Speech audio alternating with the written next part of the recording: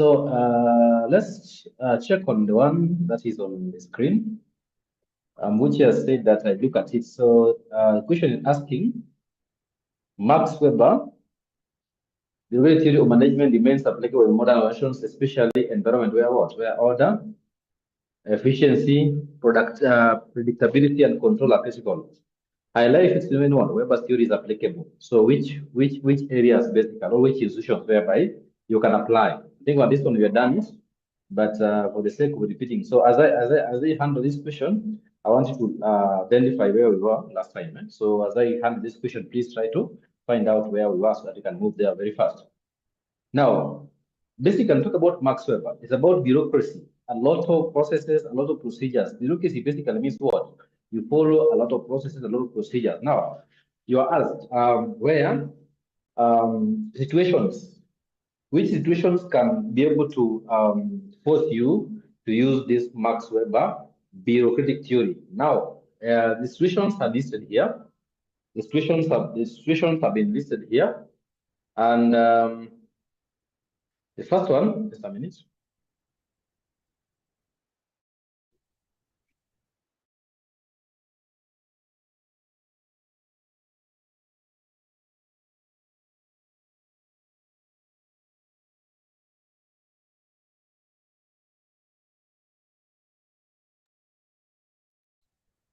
So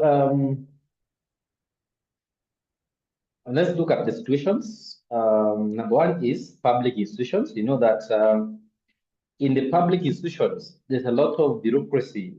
Applying for a document, basically, it normally takes a lot of time. So basically, you know, in the public sector, the process is normally very brief. Because what? To be able to what? To check on the aspect of what? Reduce unethical behavior. Because in the public sector, basically, that is our taxes, me and you. So that's why you have to put a lot of process so that somebody don't find it easy to be able to misuse somebody's fund. So we talk about the public sector what? Government agencies often require strict adherence to laws, rules, and procedures which align with what? Weber's what? Creative principles. So if you look at the government sector, application for any, even a document, even a birth certificate, basically, there's a procedure. You cannot just apply the way you want. There's normally requirements, attachments. So there's some aspect of what? Bureaucracy. You cannot just use shortcut to be able to what? Get those documents. Number two is large manufacturing firms. Basically, they must be bureaucracy because when you manufacturing, when you do manufacturing, one thing that will happen is that you produce in large quantity. When you're producing in large quantity, there's bound to be aspect of quality measures that have to be in place. So if you compromise the process or the stages, then basically you can compromise the quality. So to ensure that you continue producing the right quality, you must ensure that what those rules, regulations, and laws are followed to the letter, or they are adhered to the letter. That is basically called what? Call it what? So that where the repetition, and quality control are critical, bureaucracy ensures uniformity and efficiency. Because when you're producing goods, basically, if you're producing loaves of bread, there's aspect of uniformity. If it's about 600 grams, you produce 600. So you cannot find something, some are 30, 50. You normally ensure that what? In terms of quality, in terms of quantity, then the quantity remains the same. Even if you produce what? 1,000 or 1,000,000 units, that is very, very important. It's a very important aspect you have to look at. Another is what? Healthcare institutions. Basically, matters health, there's no shortcut. In matters health, regulations have to be followed to the letter. Because if you take shortcut in matter health, somebody can die. You can use, you may do something that we may even what end up losing somebody or end up losing life. So basically, it's important. So also a health regulation rules rely on strict protocols and hierarchical structures for safety and legal compliance. Now, talk about strict protocols. There are protocols we follow. When somebody faints, there's a protocol.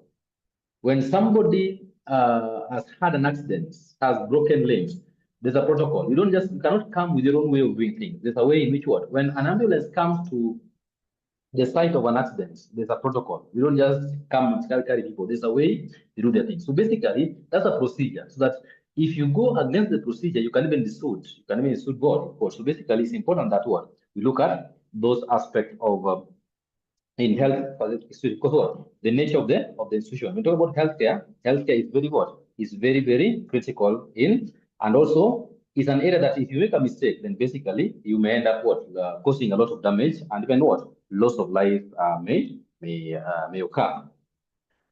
Then number four is what military and police forces. This is where order is normally being used. In military or in police, you don't question. If you're told to march, you march. If you're told to move forward, you move forward. If you're told to shoot, you shoot. Basically, that's called what? Order. So in those cases, you don't have time to reason. You don't have time to reason that this is what, no. What happens is that in this case, you need to ensure that what? You follow the order. If you want to resign as a military officer, there's normally what? A rule to follow in ordering. So basically, that is very, very important. Very, very important to look at. Then next one is regulated industries, e.g. banking and aviation. Now, when we talk about banking, in the banking sector, I don't know if you're going to the bank, and sometimes you even feel bad. You're told to do a signature, and then your signature varies slightly with what you had signed when you're opening an account. Then start feeling bad. Say that's why you denying me my money, and I'm the one, you can confirm my face. Because there's what's called protocol. We can know you, this is you, but basically you have to give a good signature. You have to sign the way you normally sign. That is called protocol.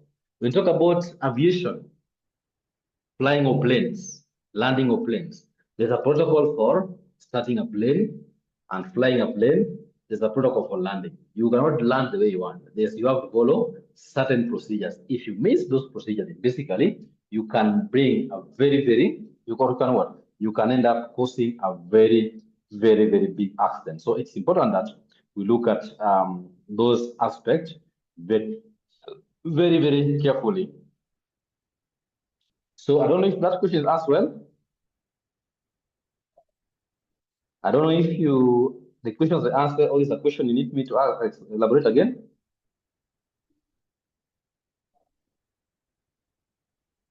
Any question?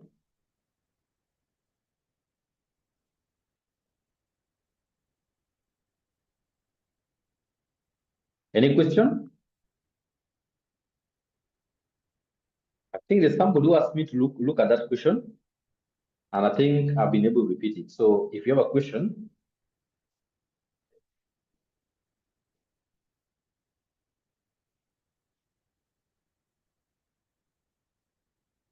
okay, I'm guessing. Let me get a clarity from what I think this is Ambuche. Ambuche is asking. The question asked when. It's confused because what they asked discuss situations. Now let me read that question so that we get to understand that point very clearly. That highlights 5 situations. Situations when you apply the theory. Maybe the way the structure is the way the questions are the answer are put could be. Now, if you look at the introduction part, how I've introduced it. Look at what the answer is. Look at how I've introduced the answer. That Weber's rule theory is best suited for structured, rule-based environment. Is applicable in the following situations. The first situation was in the public sector. If you're in the public sector, whether county government or national government, basically you apply, or you apply the rules. In large scale manufacturing, you see, the answers look a little bit, I don't know, there's an aspect of non-clarity, but if you look at how I've been able to introduce them, I've talked about the situations that can happen.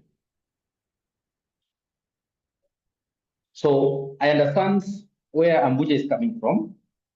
Ambuche, maybe you expected us to say, for example, the first situation could be areas where we need what? Strict adherence to law. That was what you ought to have You are expecting that we say that number one, a place where there's what? There's strict adherence to law. Number two could be a situation where what? There is standardization, repetition, and quality control. Number two.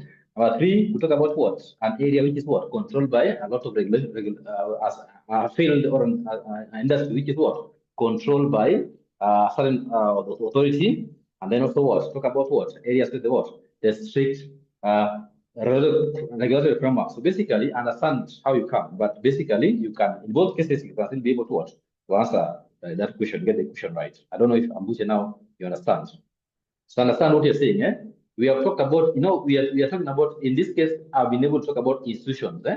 But the question was asking when. So basically, maybe how I'm explaining the institution that when comes in. But I understand your point. Your point is so very, very correct, because you talk about what? You talk about them, and then you give an example. For example, you talk about number one, you talk about, for example,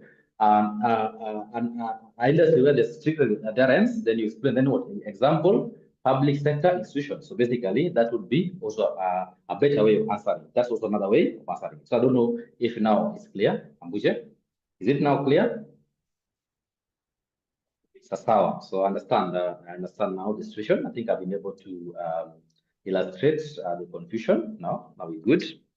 Now I'm asking because people are quiet. I can't really remember where we were. So I was asking, where were we last time? People are quiet. I don't know if we didn't indicate where we were, or we didn't indicate. So which paper were we doing last time? I may not be able to remember, so I'm requesting that in case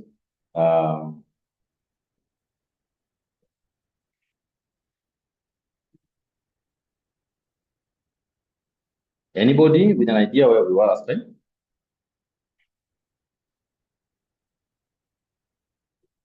Anyone with an idea where we were last time?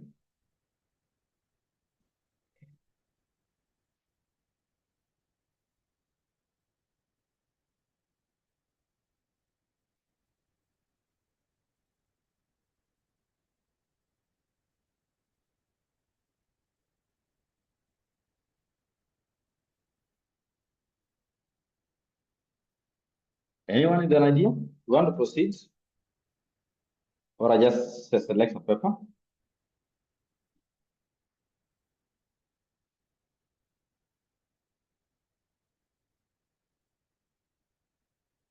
Okay, since we are not sure, nobody is sure, I'll select a paper, then we can be able to look at it.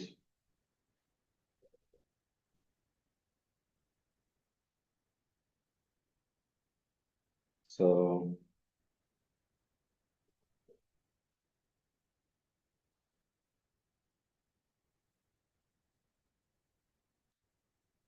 I can see somebody has written something. So, somebody has written something.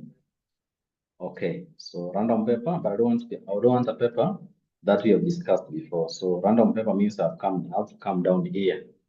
The ones that I'm sure we have not been able to cover must be papers which are now down here. So let me select a random paper down here.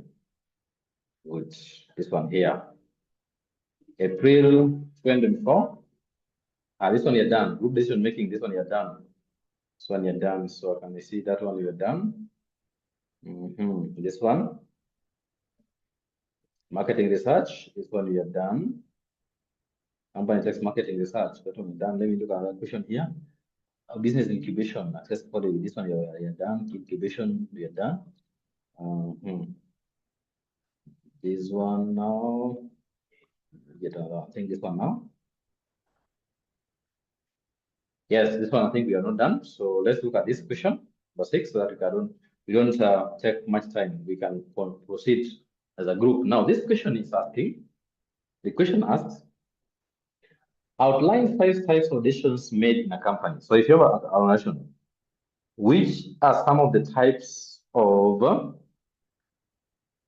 decisions that are likely to be made in a company? So I want to look at some of the types of decisions that are likely to be made. Number one is called strategic decisions. So these are long-term decisions made by top management They define the direction of the organization, such as what? Entering new markets or launching a new product. So when we talk about strategic decisions, these are normally made by the strategic level management, which is basically the top level management, and their work is to their work is to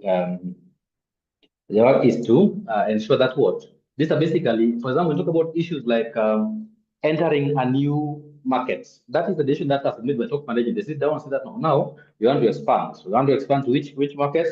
We want to expand to Ugandan market. So basically, that is one of the decisions. The number two is what? Is called tactical decisions. The second one is called tactical decisions. Which are these decisions?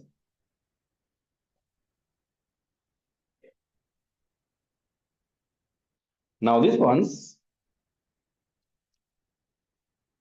are made by middle level management. You see, strategic decisions are normally made by top level management. Now, these tactical decisions are made by middle level managers, means in between. These decisions focus on how to implement strategic plans effectively. For example, developing marketing campaigns or recruitment plans. So basically, those are called tactical. They are normally mid-level management decisions. So once the top level has made strategic decisions, now implementing them is normally what? Done at that level. The number five, we have what's called operational decisions. Operational basically means what? These are day-to-day decisions. These are normally decisions that happens on day-to-day. Operations, you come. Those are, we call them what? Daily decisions, or decisions that are made on daily basis. So that these are day-to-day decisions made by lower level managers, so managers or supervisors, to ensure routine tasks are completed efficiently, such as scheduling staff or managing inventory. So basically, operational decisions are made by what? The junior level or the lower level managers, and they are normally what's called day-to-day operations. We will give an example there. Now, the first thing we talk about, strategic number decisions are normally made by top level management, tactical mid-level management, and then what? And then operational, basically, the lower level management. Then the next one is called program decisions. They say the way the name suggests what's called program, means they're repetitive. We talk about this is how this system is programmed, means it can do a repetitive task day tomorrow without any problem. So these are repetitive and routine decisions made by following established guidelines or rules. For example, reordering stock when it reaches a reorder level. So things like when you want to order, do procurement, there's normally what? A program. There's normally a procedure to follow. So you repeat the same. If you're buying laptop for the company this time, you follow the same procedure. If you want to buy a car for the company, the same procedure applies. So basically, we call them what? We call them program. Because what? You every time you follow the decision or the procedure again and again and again, depending on what you're doing. Then you have what's called non-program decisions. This could be a one-off decisions that you make in a company. So that this involve unique or unstructured problems that require custom solution. For instance, handling a crisis or responding to what? Unexpected competition. So these are things that can come. For example, talk about responding to an unexpected competition or handling a crisis. Nobody is prepared to. A crisis comes sometimes when you least expect it. So when you want to manage that crisis, you may make decisions. That's what call them what? We call them non-program. Means there are things that you didn't expect, but now since they occur, you have to what? You have to find a way of what? Of handling or managing those decisions. Very, very important. That's what you look at that. You look at it very carefully. Now that is on number 1A, question 1A. Question 1B, somebody has a point here. Let me see. Let me see what is being handled here. Consensus, participative, type of decision basically. Consensus, those are basically decision-making techniques. Wendy, consensus these are called what? Decision-making strategies or techniques. I don't know if you're getting me, Wendy. They are not types of decisions, but basically, consensus is a decision-making technique, participative also. Basically, those are techniques, but the question was asked about what? Asking about types of decisions. So that's a very good trial. At least you've been able to get a clarity on that. So that's okay. Now, the next question here is asking, Joseph Mwala.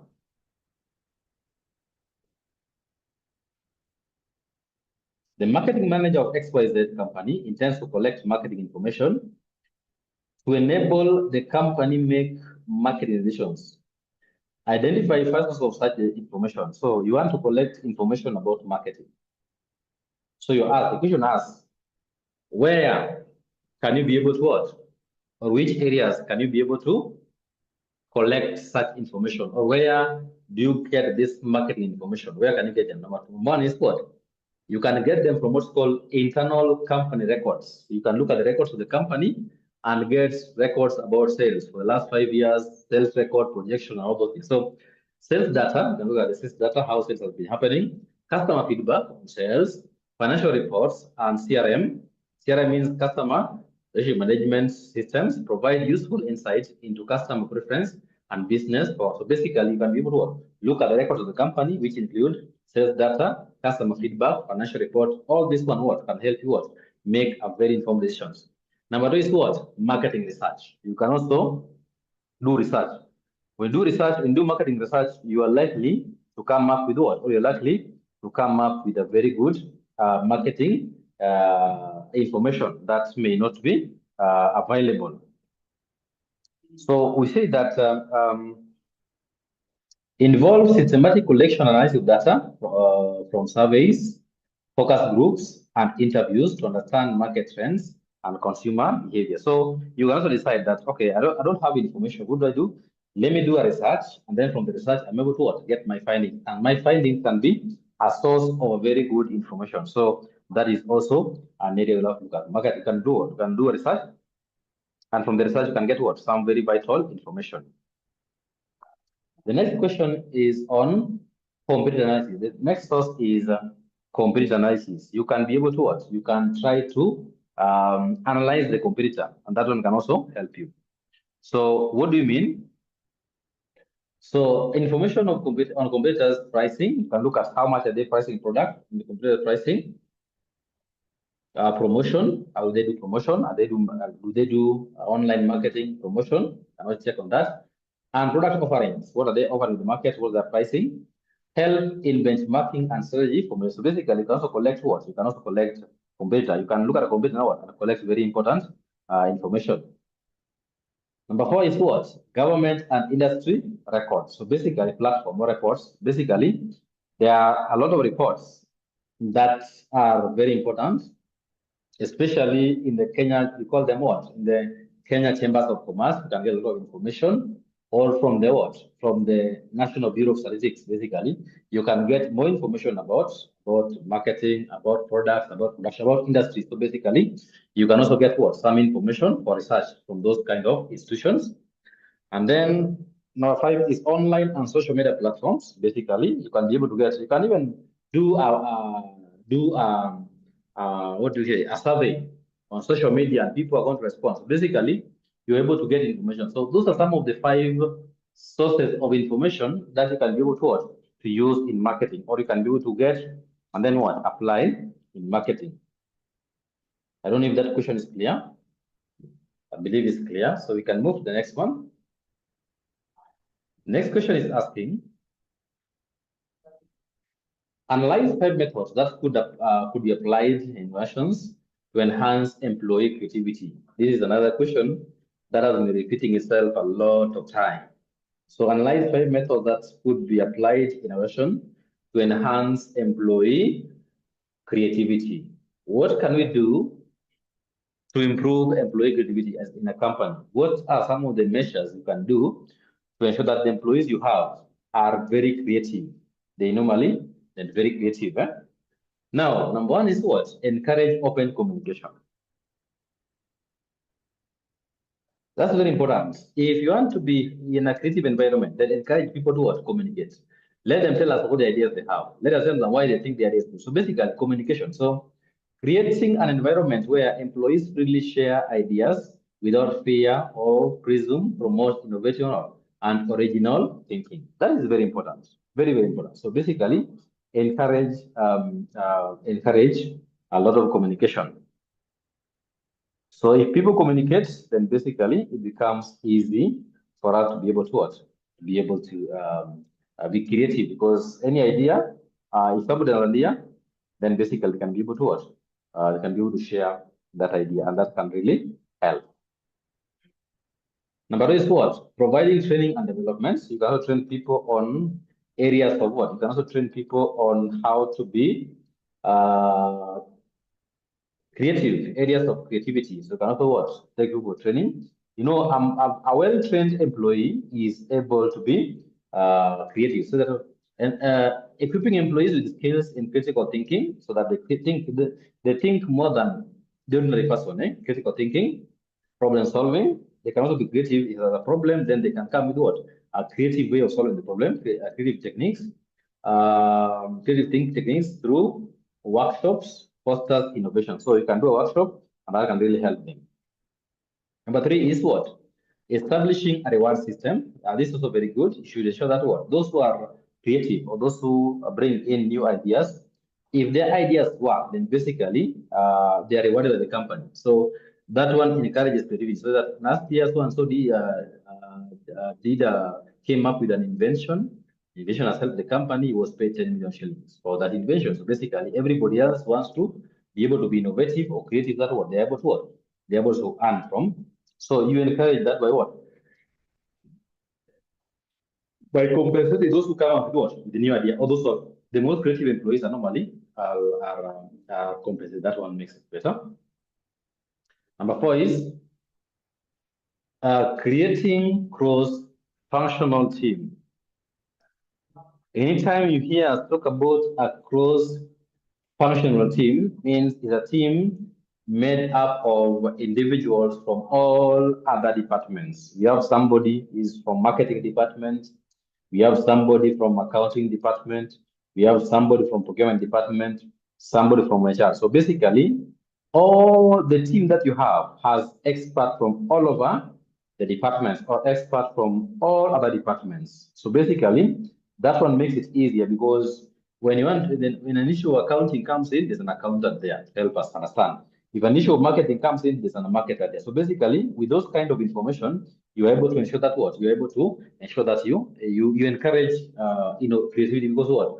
If you want to think about HR, then basically I can consult the HR in the team, and basically is he or she is able to what? She'll be able to give me some insight, and that one can help in being creative. That's very, very, very important. Then number five is what? Allowing autonomy and flexibility. What is autonomy? We talk about autonomy means what? Allow employees to feel like what? To feel allow employees to be a little bit, or allow employees to be independent. Let them do their work without any. Employees like being, when you give somebody autonomy, then basically they're able to work. They're able to ensure that works. They're able to be creative. If you give me work to do, don't follow me up so much. Allow me to use my skill to solve that problem. That's called autonomy. So giving employees freedom on how to approach tasks and solve problems can lead to what? Unique and effective solutions. So don't always tell them that, give them a problem, but let them use their own skills, their own intelligence to solve the problem. Don't wait until now, or don't give them a problem and then you want them to solve the problem. Ensure that what you try as much as possible to allow them to use their own skill to solve. They become creative in solving that problem. What's the problem? Wendy, you have written something called in control. What does that mean? What do you mean in control? I don't understand what you're asking, Wendy. So I'm just asking for clarification. You have written in control. What does that mean? Oh, yeah. So I understand now. Basically, autonomy means what? You're given freedom to what? To control what you're doing. That's okay. Thank you, Wendy. Now, question 2 is asking,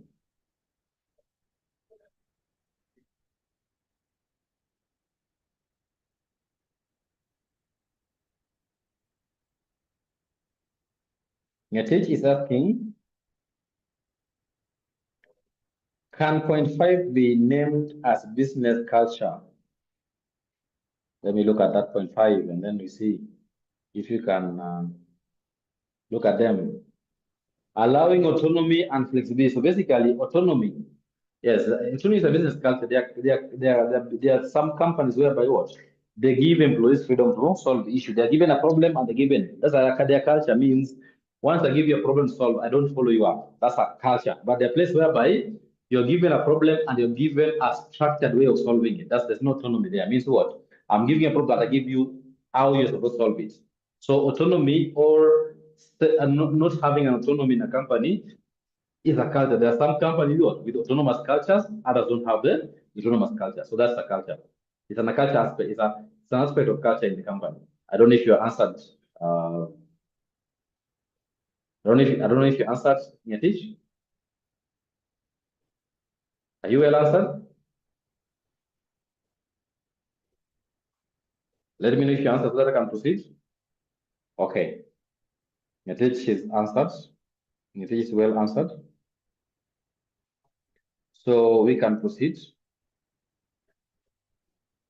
We can proceed to the next. Now, question 2 is asking, question 2A asks, outline 4 internal factors that affect planning within a company. So which are some of the factors that affect planning? But these factors this question is very specific. These factors must be internal factors, means they are factors within the organization. So which factors within the organization can affect how planning or can affect planning as a function of management? Number 1 is organizational resources. So your plan must be subject to the resources you have, both human resource, financial resource, and capital resource. If you don't have enough money, don't go for a plan that requires a lot of money and you don't have it. So see that one. The availability of financial, human, and physical resources directly influence the feasibility of plan. That's very true. So basically, planning your plan depends on what? On how much money, even at your level. If you're planning on how to spend your money, you look at how much money you have. So you look at the money first. You know, this is what I have. Then from that one, you plan. You don't plan, then look for the money. You look for how much you have, then you plan with that, basically. Now, what is the company culture? Basically, your plan must be within the culture. So the company culture is also a very important factor that, or is also a very important factor that basically affects planning. Now, what does that mean? So we say that the values and beliefs within our organization can either support or hinder strategic planning. So the culture that you have, you can have a culture that supports planning, or you can have a culture that does not support planning so much. So basically, the culture of the company determines how planning is, or determines what, how you undertake planning, or how planning is undertaken. That's very, very true, very important factor. Then there is what? Management style. That's a very important factor. How you manage. Are you autocratic? Are you democratic? Do you use this? Basically, the management practice or the management technique will definitely affect the planning. So that authoritative versus participative management style affects how plans are developed and implemented. So if you are an authoritative manager, then what happens is that what? You decide on the plans yourself and then tell employees to follow the plan. If you are participative manager, then basically you call people and then you agree as a group on how to come up with a plan and how to implement it. So that is basically what happens. Very, very important. The next question here is organization. The next point is what? Organization structure. Basically, structure you have will affect how you plan. So we say that the way roles and responsibilities are distributed can very well conflict or complicate the planning process. So the culture you have, the structure you have, the structure can either support a plan or frustrate or inhibit implementation of plan. So the company culture or structure also plays a vital role in what? In the planning process. That is done. The next question here is asking, somebody has written something.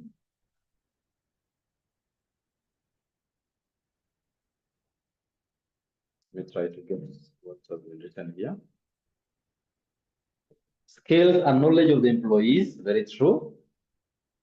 If you have very skilled and knowledgeable employees, then basically they are going to help you implement the plan very easily. If you have employees who are not skilled and not knowledgeable, then basically implementing or planning function can be difficult in that company. So that's another one. I agree with that. That's very true. That's very true. From that point. This, what time? From what time? You're supposed to go prayer break at what time? We normally go at 7. Now today, what you want us to go at what time? Or it varies?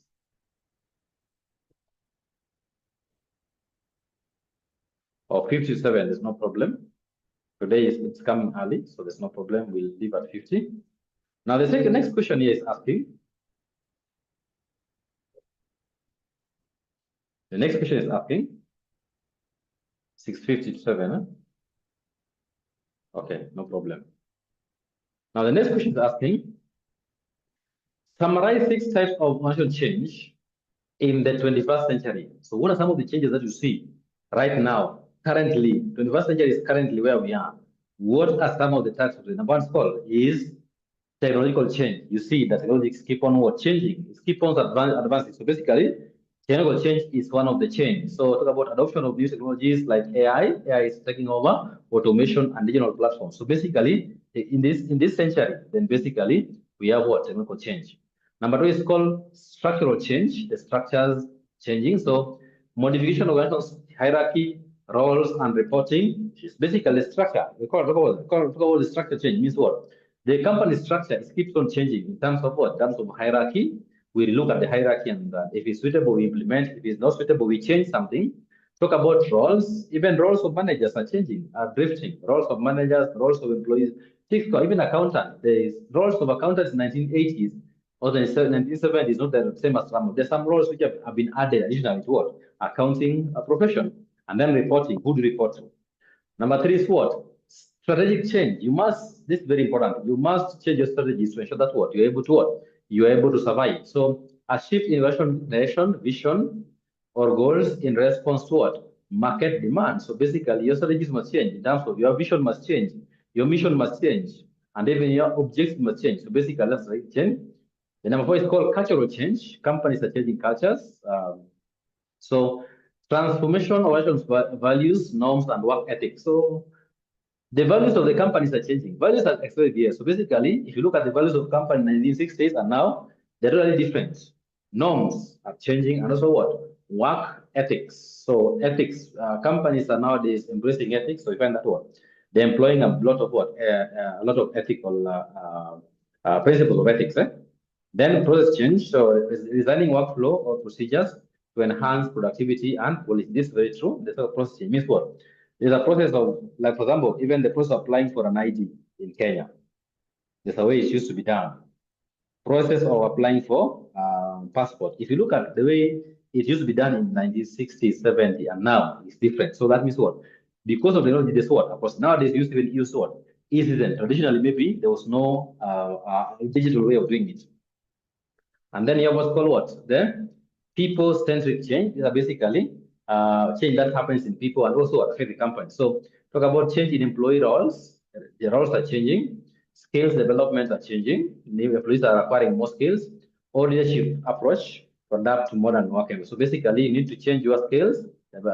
You need to upgrade your skills. You need to ensure that you have a good leadership style, and also you need to ensure that what you have a good approach that's able to help you manage a modern employee. This Gen Z and the new people is very important that you look at that. So our brother had requested for a prayer break at this time. So I'm requesting the rest. You can take a glass of water. Then we meet here at exactly 7. We're taking a 10 minutes break, and by 7 should be back here. Thank you very much. Let's have a small break. Then we come back to continue this question.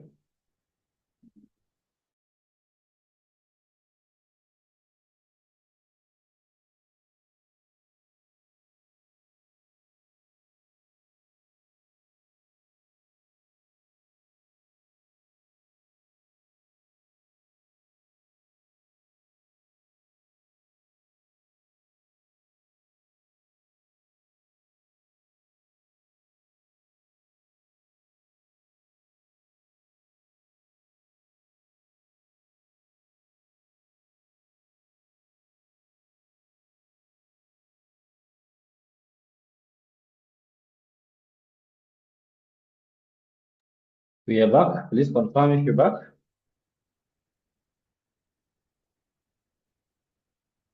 Confirm. If you're back, confirm so we can proceed.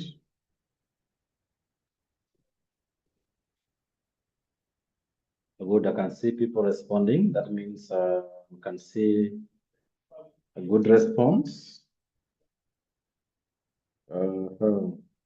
Buchi Aziz Orangi, back. So I believe everybody else is back.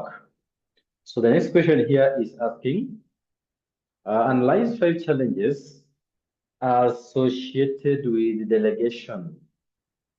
Delegation basically means giving some activities to be carried out by a junior. When you are giving your junior some work that is supposed to do on your behalf, that is called delegation.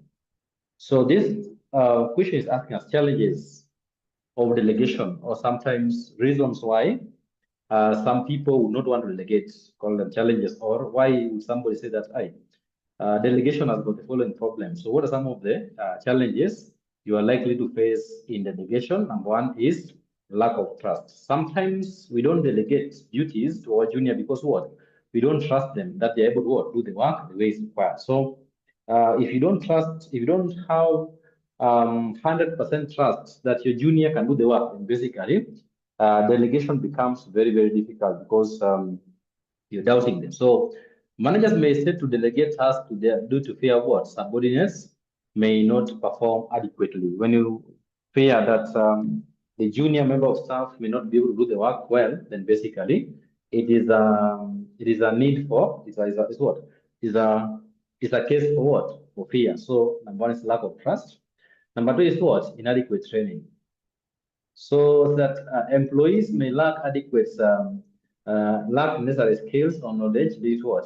Poor performance of the data. So basically, when you talk about training, maybe the junior employees are not well trained on how to carry out the delegated tasks. So they may end up doing the work in a very shoddy manner. That's why we say that you can delegate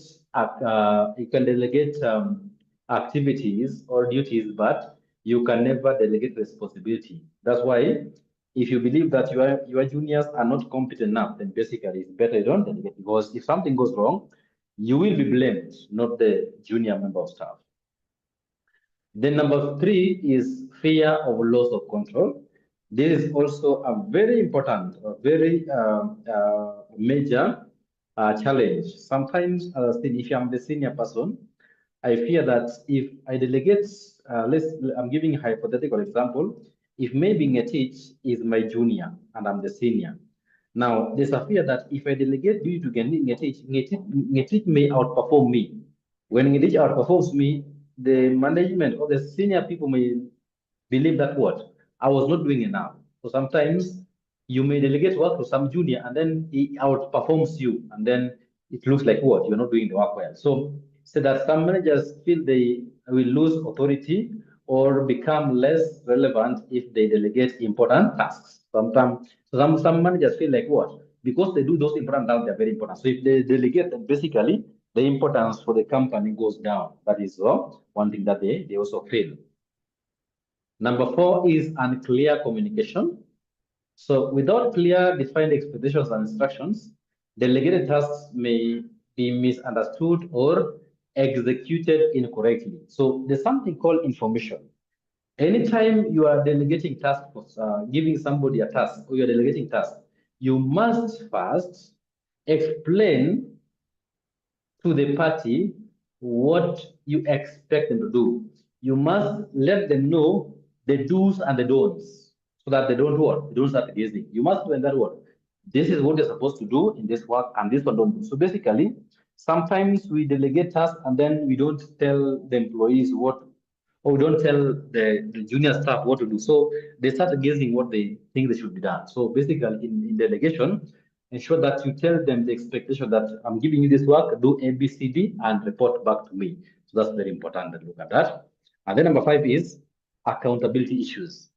That even when tasks are delegated, the managers remains accountable for results, leading to what? Reluctance to delegate critical assignments. So we talked about responsibility or accountability. Means as a manager, Even if you delegate a task to somebody, let's say, for example, Ngetich is my manager. If Ngetich delegates duty to me, and then I do them wrongly, Ngetich will still bear maximum responsibility, and he is accountable for the wrong deeds that I've done.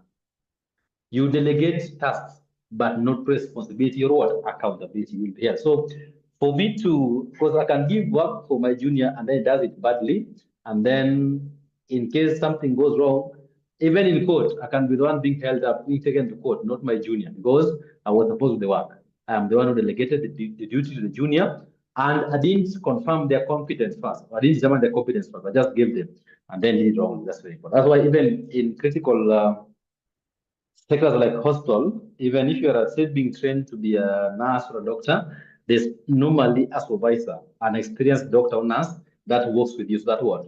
And they're normally told that this attachee is your responsibility. So ensure that whatever they do, you monitor. So those ones happen in critical areas, even in the aviation industry, pilots basically, before you can be allowed to fly alone, you are normally given an experienced pilot to be taking you until you gain enough flying hours before you can out, so that you can now do the work at least independently. So those ones. So talk about what accountability issues means what the person who delegates the task is still accountable for the task, even if the junior does it wrongly. So that's another challenge in our delegation. So I hope that is understood, those challenges understood.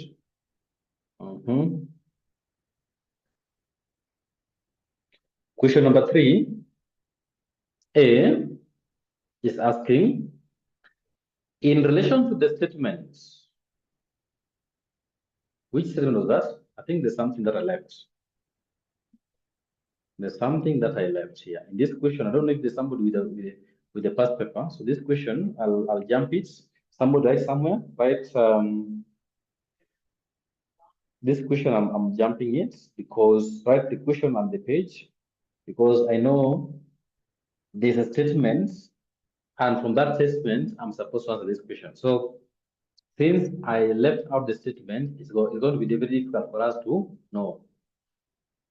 But there's no problem. That the question just asks about what. So you can still answer it basically. Talk about what? Explain some of the characteristics of a group. Also, this question basically asks about what? The features of a group. But if you get the papers, then you can say, what I'll share the papers. Not the one which is not, I'll share the normal papers. These ones are basically the white papers, but we also have normal papers. I don't know if I send the link. Did I share the link with you? Did I share the link where you can get the papers?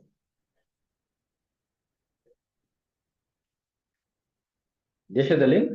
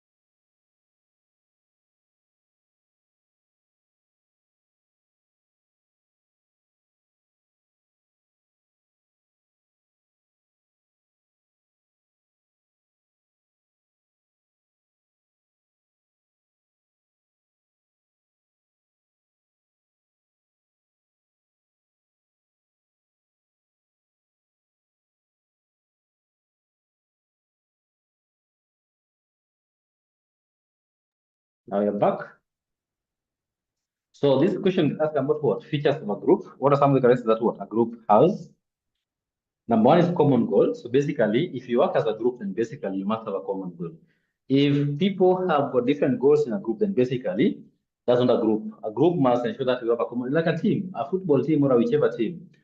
You do different things, but all of you work towards what? Achieving a win. So that group are formed. Groups are formed with a shared purpose or objective that unites members and drives collaboration. So even a group or a team must be people that what have a common goal. There's a goal that they want to achieve what in commonly.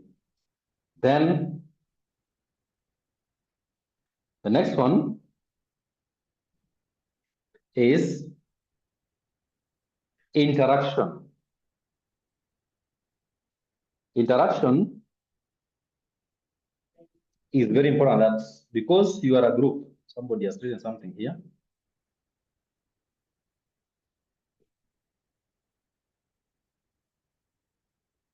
Which one? The question.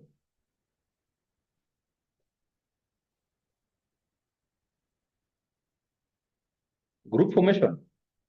Group decision making. We are done it. Even group decision making. So basically, I'm not really, I don't know the specific topic, but I know we are done aspect of groups. If you check the notes, you should be able to see group. Very important that you understand the concepts there very, very well. Now, the next one is the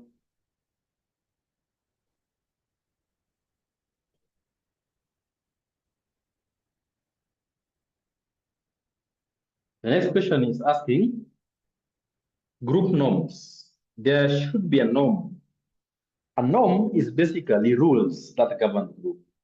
You see, anytime you have more than one person in a given situation, you must know that what? There must be some regulations. It happens. There must be some regulations. If you don't do that, then you'll end up what? You'll end up having everybody behaving the way they want. So for a group to move on well, there must be some regulation. There must be regulations put in place to ensure that what? The group functions. So anytime we talk about a group, there must be regulations to govern the group.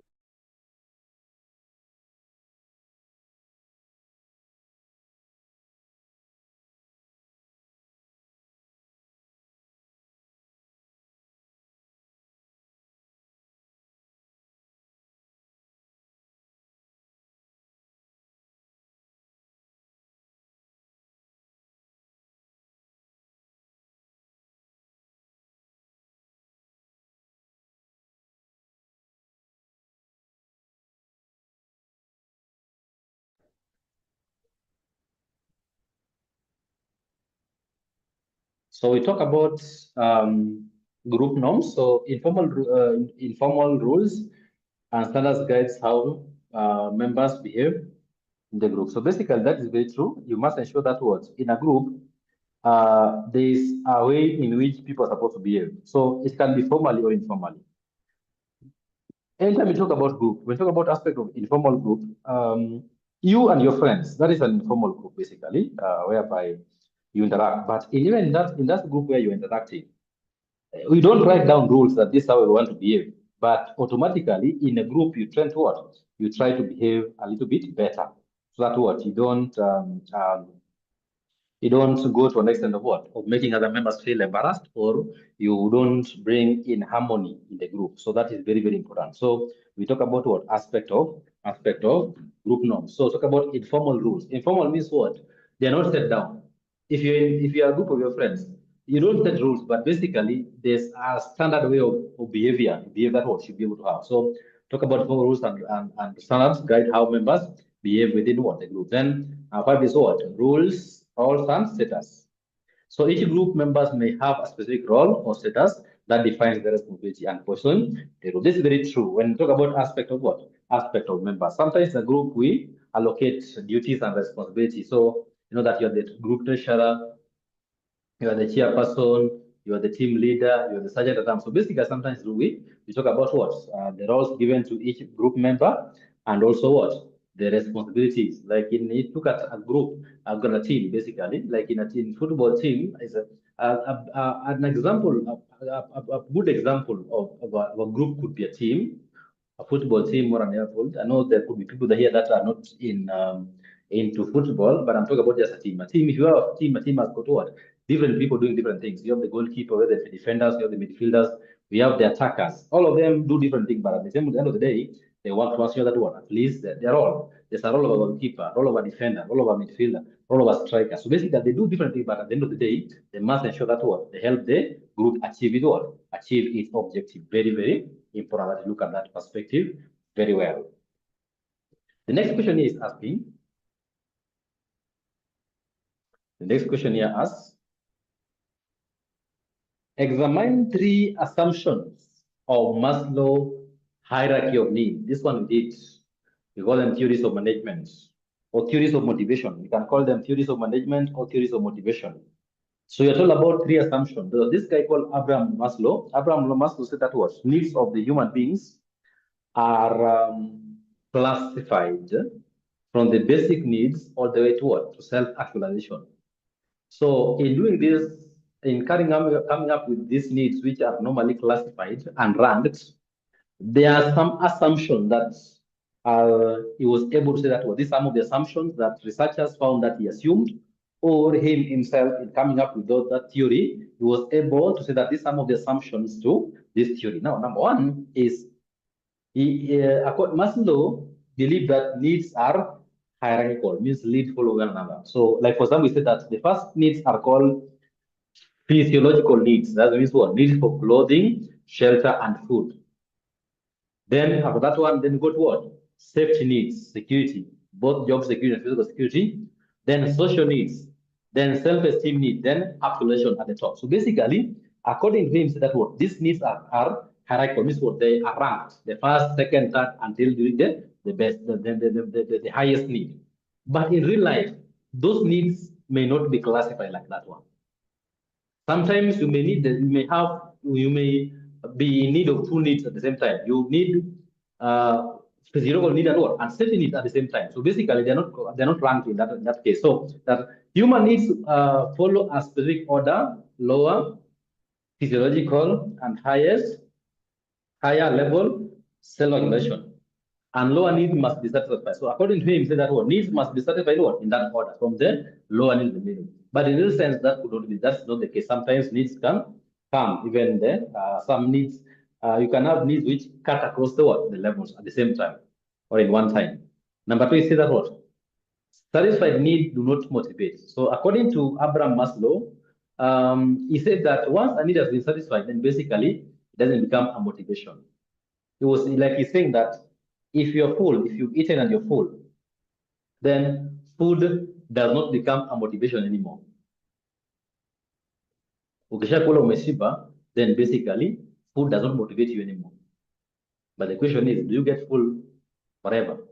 You get hungry and buy and get food again. So basically that one will apply. That's what he said that once a need has been satisfied, then basically it doesn't become motivation. Now, for example, money. Even those who have excess money still need money. So the question is, if you have like, you are worth $10 million, you multiply with the Kenyan money, that's a lot of money. But you still look for money. The question is why? That is money that even if you sit down, you can still live very good life daily without until you die without spending any energy working. But why do you look? So basically that one. And number 3 is what? Everyone has the same needs. So according to Abraham Maslow, that what? Everybody in this world, we have the same needs, which means not the same. People have got different needs, even motivation. That's very true. If you happen to read widely and look what is considered success in some countries, basically,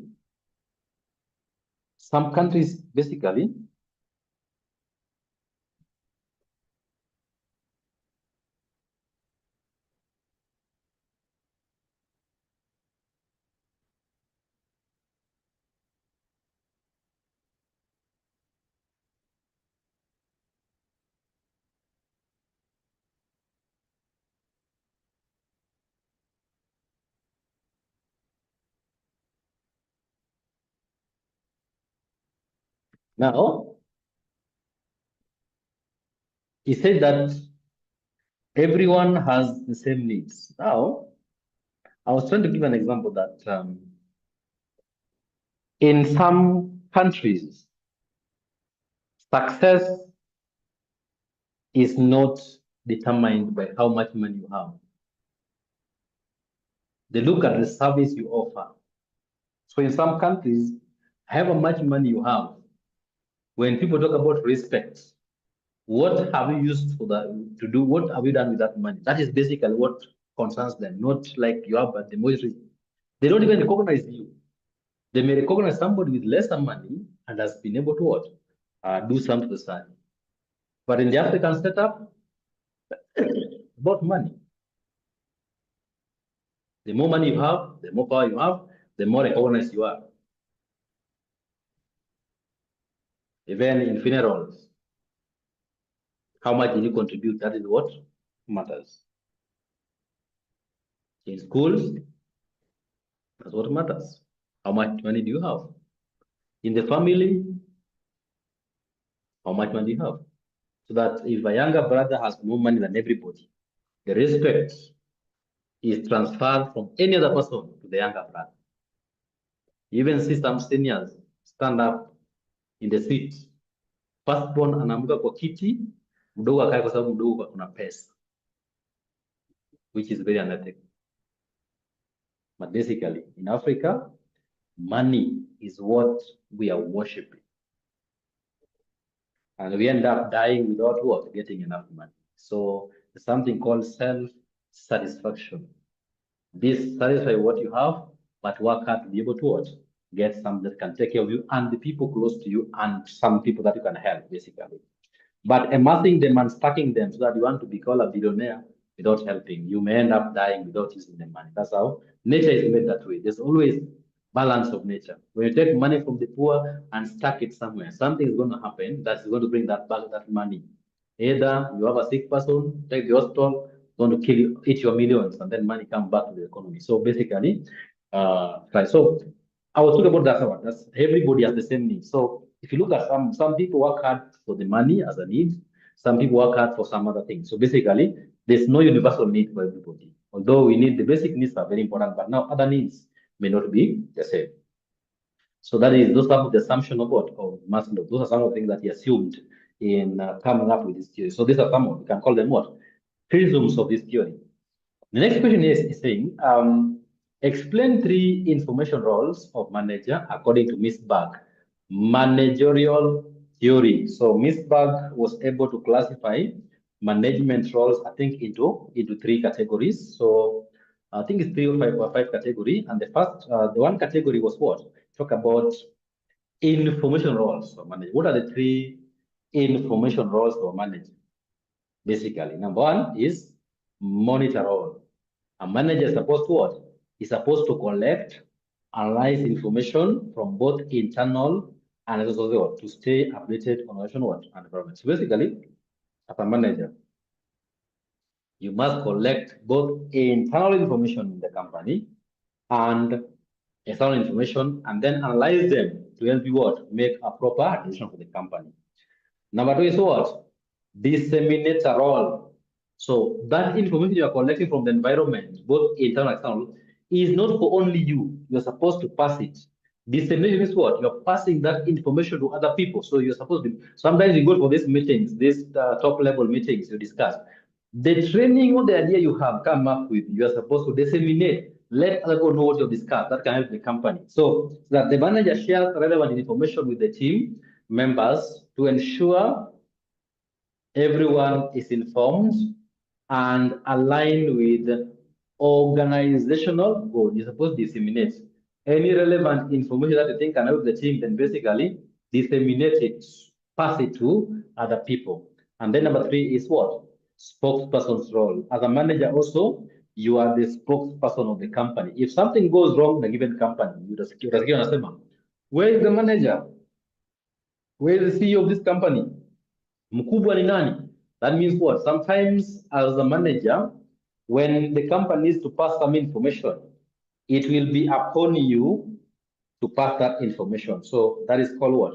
informational role of a manager. As a manager, you are supposed to pass information to the people concerned or to your juniors. So those are the three information roles of manager according to 𝐎𝐍𝐵 management theory. So 𝐎𝐍𝐵 was able, or Masbach was able to categorize the roles. So he was able to group the roles. The group roles, very, very important. So he was able to group the roles. So he was able to get them and group them. That is basically what so he wanted to pass.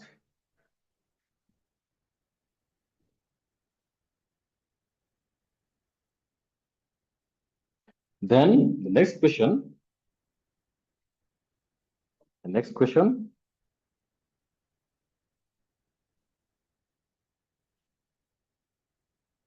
is asking question 4A.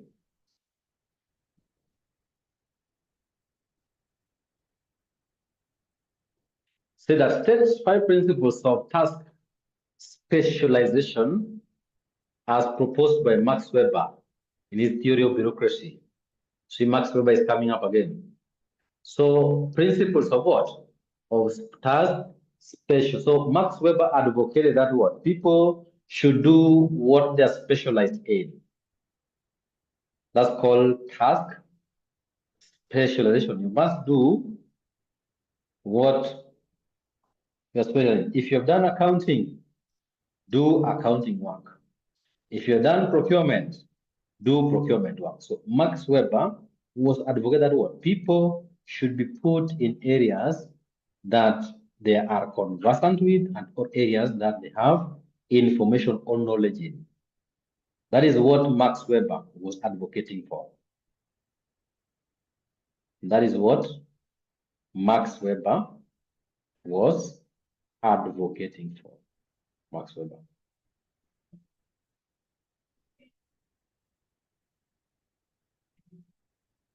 Now let's look at the theory. So what are some of the principles of this task reviewed by Max Weber? Number one is division of labor. Max Weber said that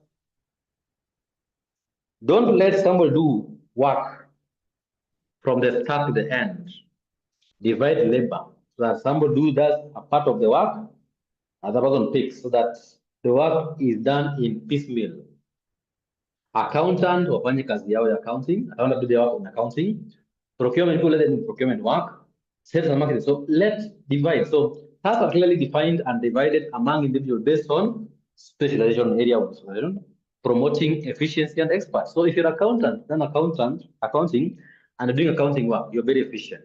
But if I've done procurement and then I'm put in accounting work, then basically I start guessing and I end up messing up the company. Number two is what? Hierarchy of authority.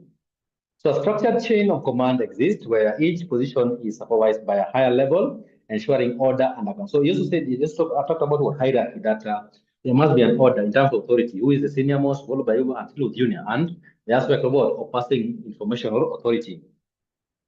Number three is about formal rules and regulations. So a set of standardized rules govern operations and decision making to ensure uniformity and control. So it's also what? Max Weber also advocated for what? Like that you should be able to what? Have rules and regulations that what? Everybody behaves uniformly. If we have rules that govern a given, for example, we have something called the Public Procurement and Asset Disposal Act of 2015. That document basically controls all procurement officers in public sector, whether you're in the parastatal, in the county government, national. So that means what? There should be a uniform behavior of procurement officer, irrespective of the department, of the parastatal, or of the public institution you are in. So basically, look at that.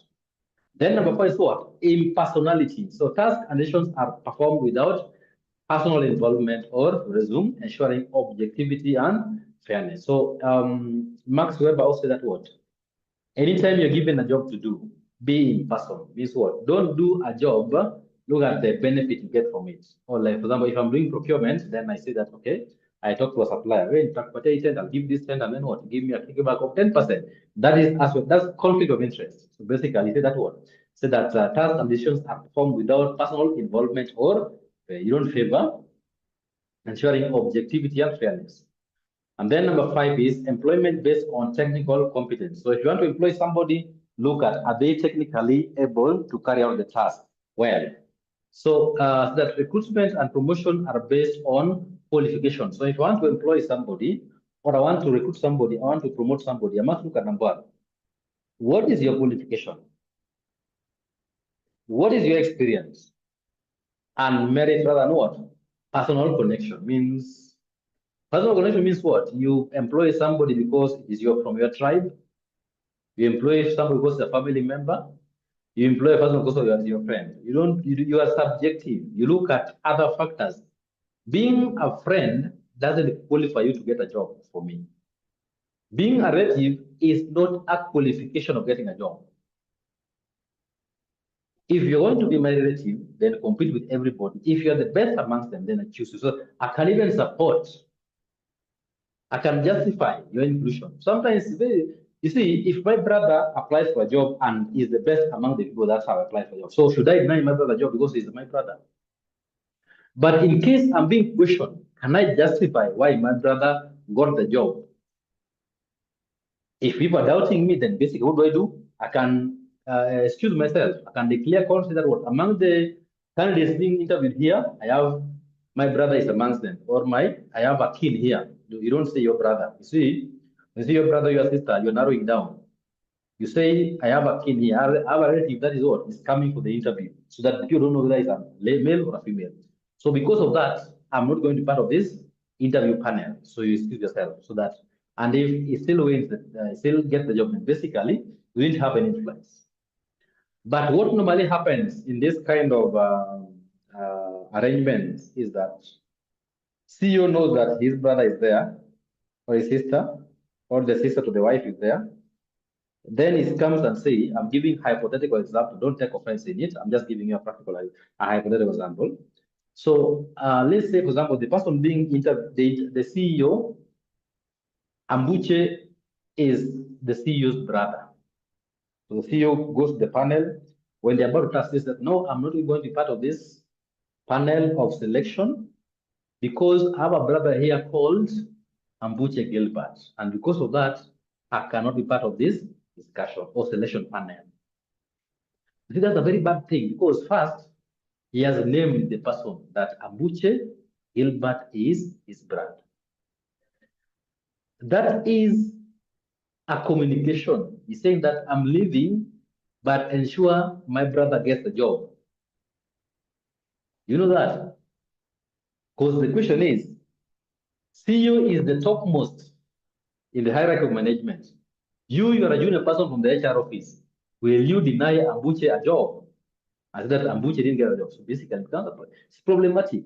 So don't name. Just tell I have a king coming for the interview, so I cannot be. But if you want to name Ambuche, then you start thinking when Ambuche comes to the panel, then all of us are saying that hey, this CEO's brother, bro. We have to give this guy a job. If you don't give this guy a job, we're in trouble. So you don't name somebody, just say that what? I have a king who's coming for the interview, so I'll not be part of it. I've seen some people have written something here. Somebody said something here. Let me get the question. It's conflict of interest, basically. It's conflict of interest. Right? So that's what happens. Even in tendering. Tendering, basically. It just happens in tendering. Where somebody says that what? My wife is among the people that bid for the tender. Tender number, or maybe give some the name of the company. Say that Cauldron Solutions belong to my wife, so cannot be part of what? This celebration committee. That means he has told you that he's leaving but take care of Cauldron Solution because that is his wife's company. So those are how they were. That's how they would operate. While the CEO said that the wife has a tender as a Cauldron is this wife, the CEO's company, wife's company. Wewe ni nani utakataza CEO?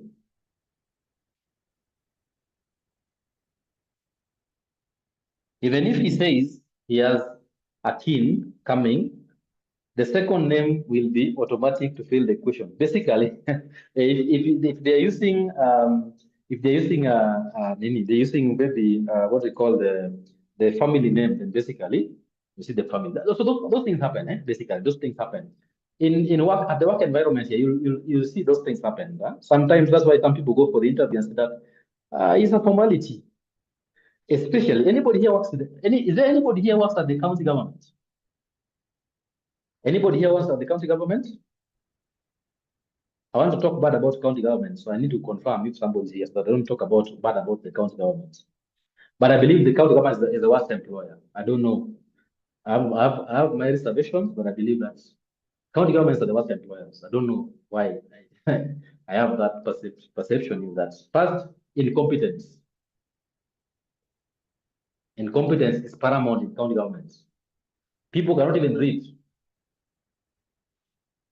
But don't take it personal. If you are in the county government and you have got employed there, please, I'm just giving an opinion. Opinion is everybody's opinion, so don't take it personal. Now, in the county government is the worst employer. First, there's no merit-based recruitment. There's no merit at all. Positions are being taken at the table level.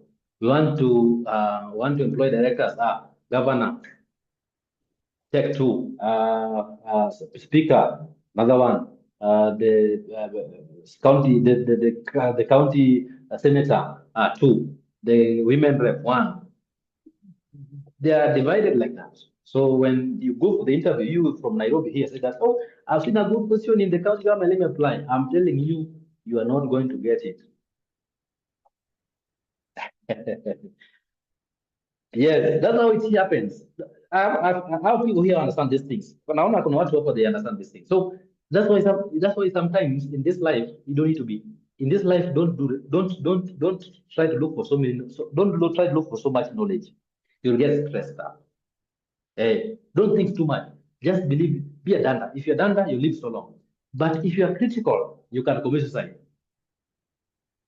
Because you ask yourself, how will I get employed? So in this country, stop thinking too much, live within life, whatever you need. But if you're not thinking that I'm qualified, I can get a job, you're going to stress and leave them. And they're still going to laugh all the way to whenever they're going. So basically, be stupid, try what you're doing, and forget about something. Don't be so much optimistic. Don't live so much on hope.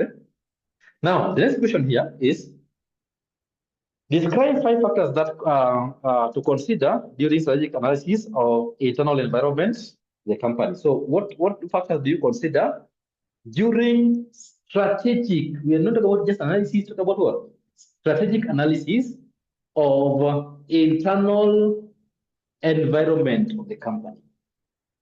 Factors, we talk them what? We talk about internal environmental factors that we look at. Number one, somebody has written something. Let me check on the, can see something popping up. I jumped the question. Oh, sorry. Okay, thank you very much for that. Let me go back to the question. Sorry. So highlight 5 factors that should be considered by an institution when developing what? Its structure. If you want to come up with a company structure, organizational structure, what factors do you consider? Number is what? The size of the organization, basically.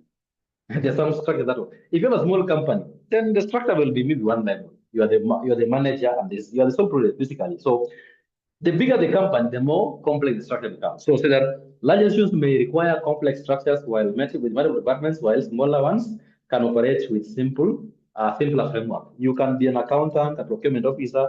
If your company is just starting, you can be an accountant, a procurement officer, market at the same time. But if the company becomes bigger, then basically you need what? People in those areas. Number 2 is what? Nature of activity. What do you do in that company? Which are the activities that are involved here? So the type of product or service offered influence whether a functional product-based or matrix structure is mostly. So basically, depending on what you do, you can decide whether you go for a functional structure where you have departments, or you can go for what? A product-based culture where you have a product line, and then also matrix where you have a mix of what? Of process and product-based functional structure. Then number 3 is what? Technology use. So that the level and type of technology adopted may necessitate what? Specialized department or roles within the company. Technology is very important, basically. And technology has been able to collapse. Most of the vertical company structure have been collapsed by technology. So nowadays you can communicate through. That's why you see even in some of the WhatsApp groups, you find that even the dean of school of business, we're in a business department, university, you find that HOD is there, the dean is there, and lecturers are there, senior lecturers. So basically means, and if we discuss an issue in that department or in that WhatsApp group means we are passing, the levels are passing. But if there's no structure, that means what? We don't know. But if we didn't have a WhatsApp group, if I want to talk to, I want to discuss an issue that touches on the DVC, then basically I have to go through the HOD and all those things to the formal structure. So then number 4 is what? Geographical spread. That's very true, basically. How far you are from one another determines the structure you will develop. So, organizations operating in multiple regions may require decentralized or divisional structures to manage operations. So, if you have maybe we have a if maybe we have just a minute.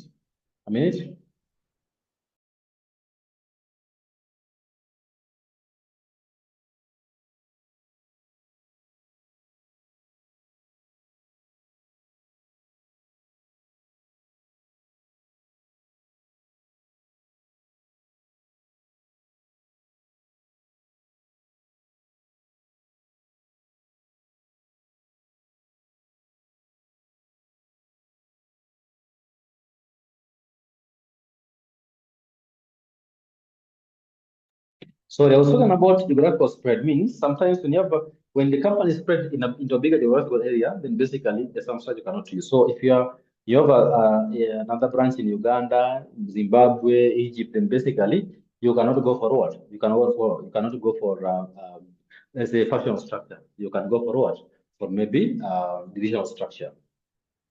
Then organizational culture and leadership style, basically the culture you have as a company. And then leadership style. Is it democratic?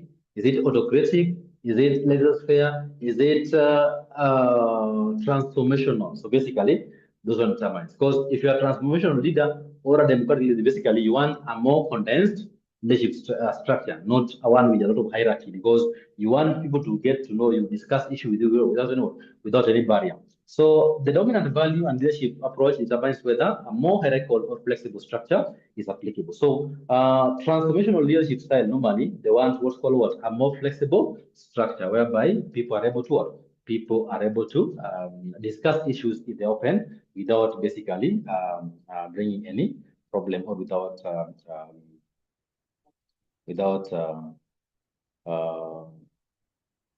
any barrier. Next question here is asking. Next question is asking. Describe 5 factors that consider during what analysis of the internal rational environment. This question is basically ask you to explain some of what these internal factors of the company. Number 1, somebody is doing something. Let me see.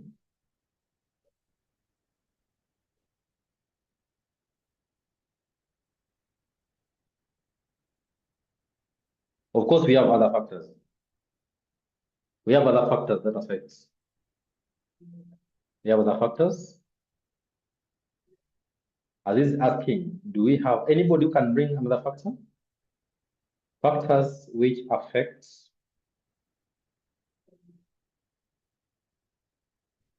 five factors that could consider what? Developing a structure. Even the government regulations, basically, there are rules and regulations. Now, there are some things that even when you're forming, you're told that you need to what? You need to have a secretary. So basically, those resource constraints or that resource constraints, right? Yes, even resource constraints. Basically, some structures are very expensive to set up and run. Others are cheaper. So basically, if you have enough resources, you can go for a complex structure. But if you don't have resources, then basically go for a single. So basically, resource constraint, especially financial resource, is another one, and even human resource. They are two that double up. He is the procurement officer and account at the same time because what the company cannot be able to what? Employ 2 people. So what happens? Somebody is a procurement officer on this side at the same time. Is what? He is the accountant. It happens. They put that double up. They put that double up as what? They put that double up as competence of the staff. Yes. Competency could be, yeah, that one I know. That one I know. The competence of the staff. That means what? There's some staff that very competent staff members can be able to what? To manage even a bigger staff. Or they can even double up. They can do two functions at the same time. But if you have incompetence, then it's of course and all. So competence staff type of structure, e.g., so leadership and this that's not that is not it is structure. That is basically ownership style.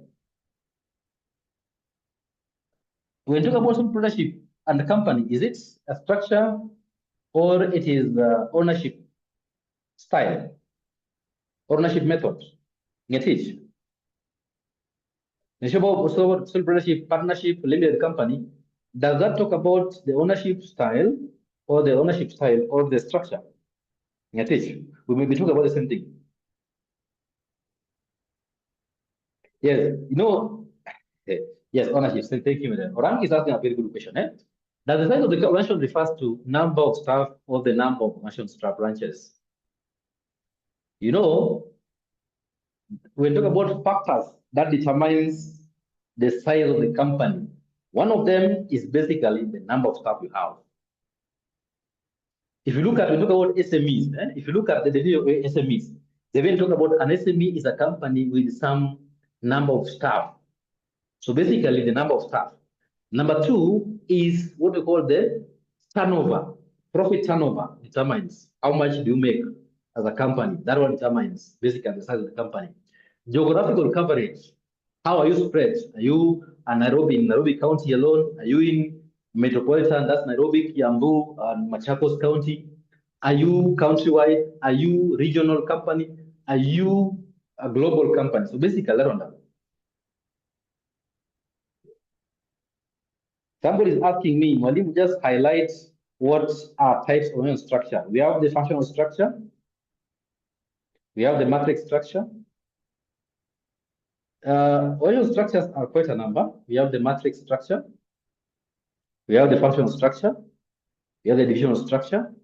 And so the most common one are basically functional division, matrix, and then team-based structure, basically, yeah. So at least you people know them. So at least I can see you. But in your learning, look at the functional structure, advantage, and the features.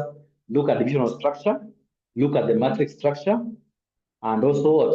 Maybe the team structure. Those are the most common ones. So those ones are mainly apply. If you go to those these companies in town here, you find that they have departments. So basically, this is a functional structure whereby you have marketing department, production department, and all those things. So, but in government organizations, basically, your government say what?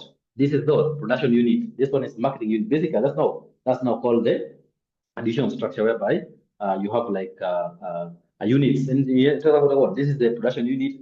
Additional, this is the marketing unit. Then basically, those are now what a little bit more advanced.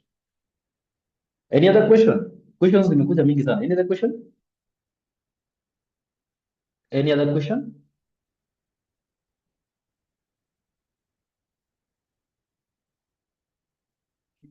Any other question?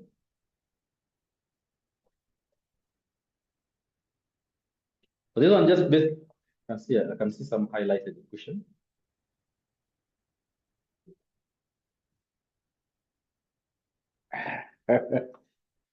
SBUs must be specific business units.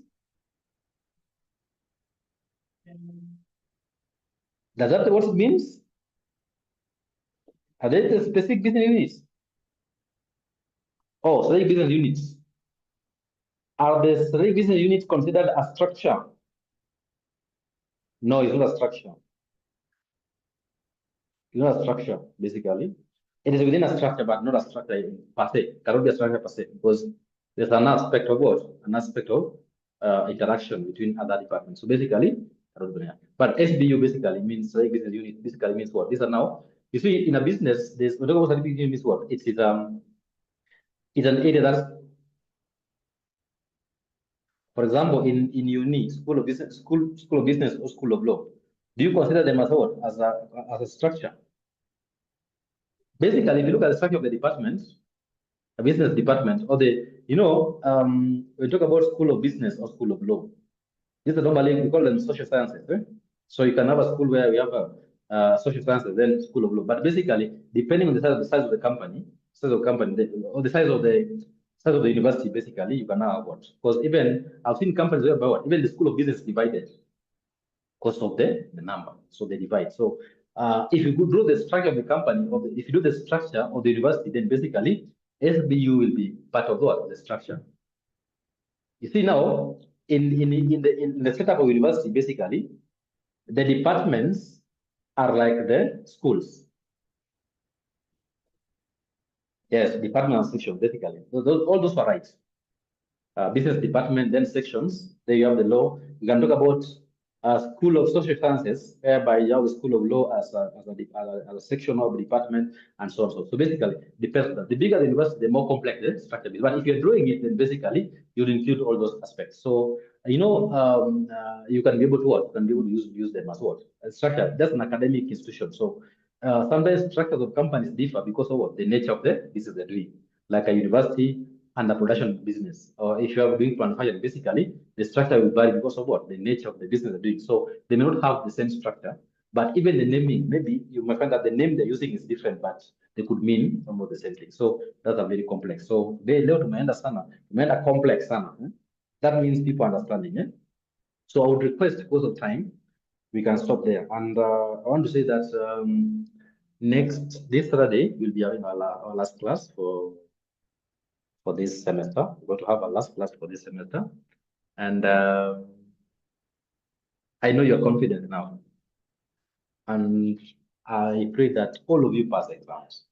And I know you want to pass because the work we have put through in these units, I'm sure that you want to pass. And after exam, some of you will inbox mwalimu ile tu sijui, but let's wait. But I know that one I did well. I know my students, they normally come back to me and tell me, mwalimu, that was a very good paper.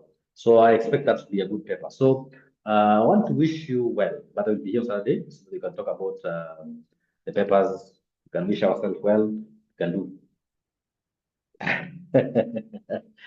I don't do predictions.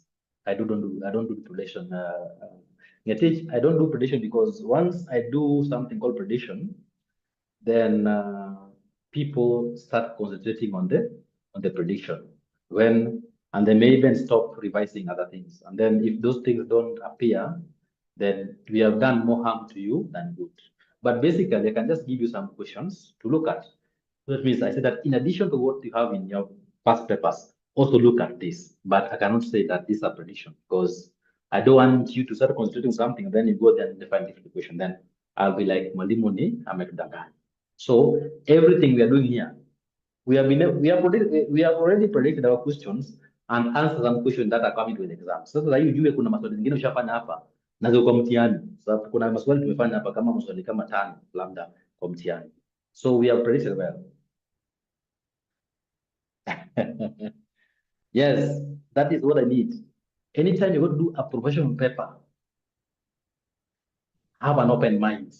Know that you can come up with a point and support your points. Don't be just cramming. Right now you have knowledge. Uko na akili ya kufikiria. There are points that I did not give you in the notes, but you can be able to come up with that point and justify it. In CASNEB exams, we mark what we call, does student have a point? Are they able to substantiate it? Can you support your point? If you support it strongly, we give you a tick. Somebody's asking, Wendy, anyone with the CS April sitting, when did that paper and send it to you? Wendy Wangali. Wendy, that paper is in the group. Look at the CS past papers and sent. And even this combined one. Let me go back. Wendy najua hii paper tuko nayo hapa. Kwa hizi, we see this one we are doing here. Look at this one. This one is, look at this. Wendy, what is appearing in your screen? Look at the first paper there. Which one is it? When did you see what in your screen? That is which one? April 2025. So when that one tells me that when you don't look at my past papers, you just meet them in class like we are meeting here. But I know now, from today all the way to Monday, some of you will put your legs in there. But if you are read well, you will be comforted. But all of you want to pass. So with those few remarks, I want to wish you a good week. Let's meet. If God protects me and protects you, we're going to meet on Saturday and discuss more, and then just wish ourselves well in the exam. And then after the exams, we'll talk and see what happens, what came, what not came, and then we can continue next semester. If God allows us to have a unit with you, I'll be there. But even if I don't have a unit, basically, I'll still be in the institution. We'll discuss. So with those remarks, have a blessed evening. Thank you.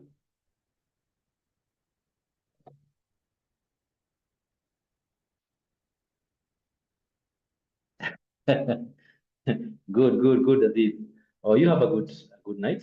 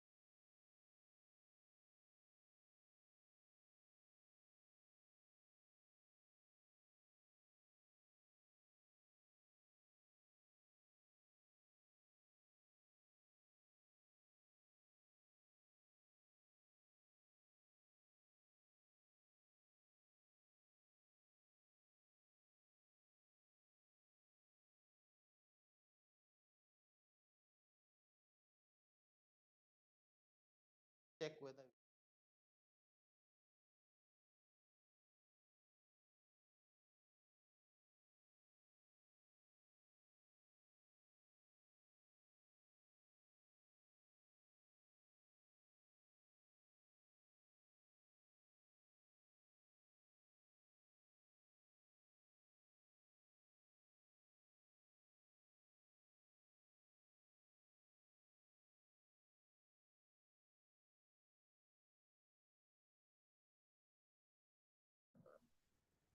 ten years to come. So we have 1 million shillings today here, shillings 1 million, and here we have shillings 1 million. So we're saying the value of 1 million shillings today, this, it's like, if you remember what I said, assuming someone tells you that I give you 1 million shillings today, or you wait, I give you 2 million shillings after 10 years. I either give you 1 million shillings today, or you can wait, I give you 2 million shillings after 10 years. Which one is better? And we said, holding other factors constant, because there are other factors, that can influence your decision. Maybe you are going through a difficult time and you don't care what you're going to get after 10 years, but holding other factors constant, just look at the 1 million now and the 2 million after 10 years. You said you would rather go for the 1 million because this, it may be, maybe if you determine what is the present value of 2 million shillings expected in future, because remember, this 1 million is in present value terms. This one is in present value. Present value means now. But this 2 million is in future value. This one is in future value. If an amount will be received in future, we say it is in future value form. If it's been received or paid today, we say it's in present value terms. So before you make your decision on whether to go for the 1 million or the 2 million, you're supposed to ascertain what is this 2 million in present value terms, because I'm being promised the 2 million in future value terms. But what is the present value of this 2 million in present value terms? That is, you bring it to present value terms. See, tumeanza kurecord. Okay, yeah. So that was earlier. So what is this in present value terms? So when you ascertain the present value of these 2 million, that is bringing it in present value form, you may realize that it is 0.8 million. So if it is 0.8 million, you will say, I would rather go for the 1 million shillings today. Yeah, are we together? You would rather go for the 1 million shillings today, but you cannot compare 1 million and 2 million. Those two figures are not comparable because one is in present value terms, the other one is in future value terms. You cannot compare an amount in present value terms with an amount in future value terms. If you want to have a fair comparison, or if you want to form an even ground for comparison, you must either take this 1 million to future value or bring this 2 million to present value. And the most important thing, it is bringing, okay, either way can work. So, but you must compare the two amounts in same form, either in present value terms or in future value terms.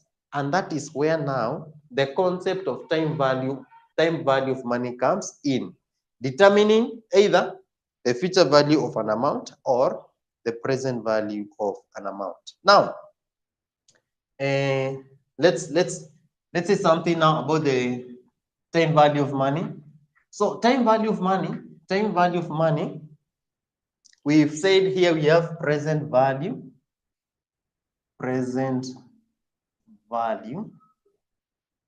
and future value. So present value, we have that direction, and we have this direction. So this is to say, You can work from present value terms to future value, or you can work from future value to present value. When present value to future value, when we are doing present value to future value, we call it compounding. This one you must have done in mathematics, compounding. Compounding, it is determination of a future value from a present value. Determination of a future value from a present value. For example, in our example here, you have been given 1 million. You want to know, if I get this 1 million today, I'm going to invest. Remember, you're not just getting the 1 million and keeping it maybe under the bed. No, you'll get the 1 million and invest somewhere. If you invest, it will earn a return. So after 10 years, you will not just have 1 million, but you'll have 1 million plus a return. So we want to know this 1 million plus the return that you're going to earn, how much will it be after 10 years? That is determining the future value from a present value. And that is what we call in compounding. That is compounding. The other one, we are moving from future value to present. Like in this case, you're being given 2 million shillings after 10 years. But you want to know what is the worth? What is the worth of 2 million shillings 10 years to come? What is the present value of this amount? So you go backwards. Working from future value to present value, we call it discounting. Discounting. This is discounting. Discounting its determination of a present value from a future value. Determination of a present value from a future value. And I've said, when you are given an amount in present value terms and another amount in future value terms, and you're supposed to compare the two, you cannot compare when they are not in the same form. You're supposed either to convert them to present value or to future value and make a decision or make a conclusion. That is all about time value of money. So let's see what we have in the handout. There is a handout I've just shared. There is a handout I've just shared in the WhatsApp group. Kindly check. Kindly check. Have you seen that handout? I shared just a few minutes before the class. I want us to look at it. In case you have a question, you can ask before we proceed. In case you have a question, kindly ask. Okay, fine. Let's. I want to believe you've seen the handout. It's important to respond. Kindly respond if you've seen the handout. Okay, fine. Let's continue. Thank you, Alice and Akin, Alan as well. So up there, you can see the introduction, concepts of time value of money. Introduction. A shilling today is worth more than a shilling tomorrow. All what I've explained is what you can find there. Future value techniques. Future value techniques, you can see there we have future value. That is what I've explained. An amount that will be paid or received in future, we call it a future value. Then we have present value techniques. Present value, I've said, is an amount today. As an amount today, present value. Compounding techniques, but I'm not saying you are going to make sure you go through this, the theory part, at your own free time. But this is what I've just summarized. There is no need of repeating. I just want us to walk through. Compounding techniques. Compounding techniques, we've said, okay, this is what we did in mathematics. Simple interest and compound interest. So again, that is not important, so much important. I just want us to look at the, but let's, yeah, we are under compounding techniques. Here we've talked about two concepts, the concept of compounding, the concept of discounting. So I want us to start with compounding. That is compounding techniques. That's the reason why there they are saying compounding techniques. compounding techniques. So we start with the compounding techniques number 1. Determination of a future value from a present value. Compounding techniques.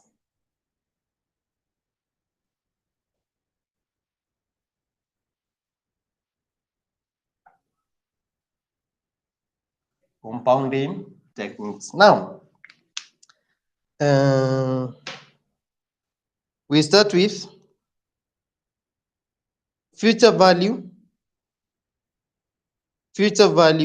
of a lump sum. Okay, in here, we will not focus too much on the illustrations that we have there in the handout. I want you to make short notes. I want you to make short notes as we continue. I have some handwritten notes here that I want to share with you. So just write concepts of compounding, or compounding techniques, and we start with the first one: future value of a lump sum. Future value of a lump sum. Future value of a lump sum. Future value of a lump sum. Alan? Okay, I will share. But the handout is more summarized. So we start with future value of a lump sum. Now, when you talk about, the most important thing here to understand is what is a lump sum? What is a lump sum? A lump sum, this is an amount that is received or paid once. An amount that is received or paid once is what we call a lump sum. For example, let's say if you pay or receive 2 million shillings today, that is a lump sum. Or if you invest, let me show you. Let's first understand. We have two things here. We have a lump sum. We have a lump sum. And we have an annuity. And an annuity. So here, let's say we have periods. We have period 1, 2, 3, 4. So we have amounts. Let's start with lump sums. Lump sum amounts. Lump sum. Let's say in year 1, the amount is 300,000. In year 2, it's 550,000, 600,000, and 700,000. These are what we call, all these are lump sums. Okay, let's have annuities. Annuity amounts. These are like installments. They are equal 400,000, 400,000, 400,000, 400,000. So annuities, they are equal amounts received or paid regularly. Equal amounts received or paid regularly. And we say, when we say regularly, we are saying it's either monthly, weekly, semi-annually, yearly, quarterly. That means like every month you're paying or receiving 400,000. That is an annuity. Or each year you're paying or receiving 400,000. That is an annuity. Equal amounts received or paid regularly. Lump sum amounts. Lump sum amounts, you're saying this is an amount which is received or paid once. They do not repeat themselves. For example, in year 1, you'll receive 300,000. In year 2, you're getting 550 or paying or 550. Year 3, 600. Year 4, 700. Maybe let's say year 5, 300,000. You cannot say that since 300,000 is appearing twice, that it is an annuity. No, it is not an annuity because it has not been received regularly. You've received 300,000 after some other cash flows have been received here. Are we together? So all these are lump sums. All these are lump sums. However, if, for example, if you get 300,000 here and 300,000 here, we have two 300,000 that follow each other, this one and this one. This one will be referred to as an annuity. This is an annuity. Year 1 and year 2, or period 1 and period 2, we have an annuity of 300,000 because they follow each other. Yeah. But if the 300,000 occurs after, let's say, for example, here we have 700,000 and here we have 300,000. So in year 1 and year 3, we have 300,000. These are not annuities, they are lump sums because in between them, there is a figure that is different from them. I want to believe that is very clear. That is clear, a lump sum and an annuity. This is a concept that we are going to use a lot in financial management. And that is why I want you to be able to differentiate lump sums and annuities. Again, so this was 6. Let's say this was what? This was 500. Let's say now, yeah, 300,000 there. 300, yeah, let's say 300,000 here. So in year 4 and year 5, the 300,000 becomes an annuity because they follow each other. We have two 300,000s that follow one another. So they are annuities. So I want to believe that is clear. That's okay? Okay, fine, let's proceed.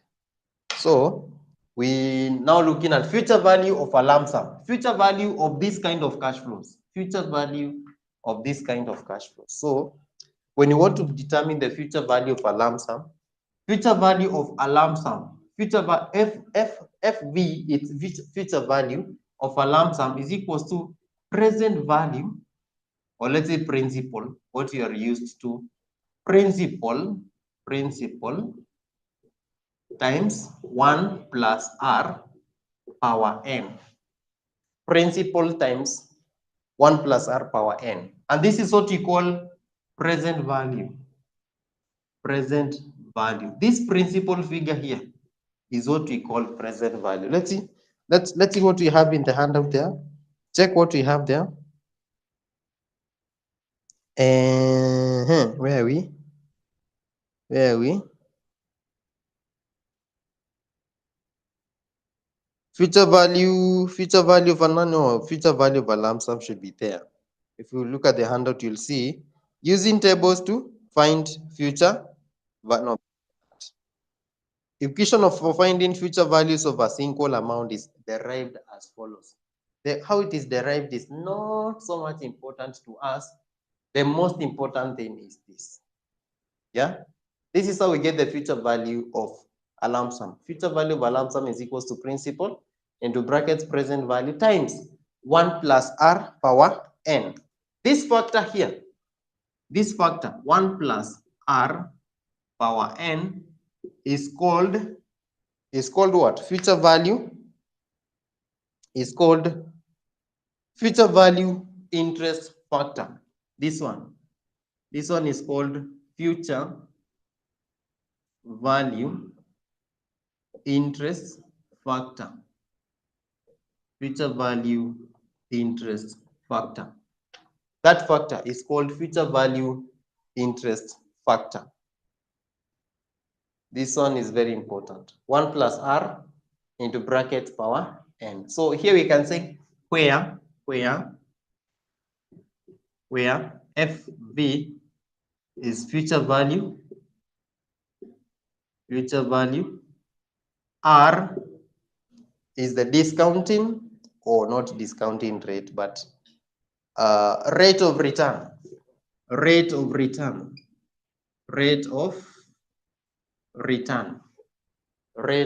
of return. It's important for you to write this formula. Just write this, just write that. Rate of return is like the interest rate. Rate of return is like the interest rate. Yeah. Do we have an example there? So the example, yeah, there should be an example somewhere. Yeah, there is an example there. Look at that example. They're saying, assume that you've just invested Kenya shillings 100,000. The investment is expected to earn interest at a rate of 20% compounded annually. Determine the future value of the investment after 3 years. So, okay. Let's look at that. We are doing that illustration, that example. We're saying, assume that you have invested shillings 100,000. That is the present value. That is the principal. The principal amount, which is present value amount, is Kenya shillings 100,000. 100,000. Then the investment is expected to earn interest at the rate of R is 20% per annum. This per annum is very important. Okay, it is not given.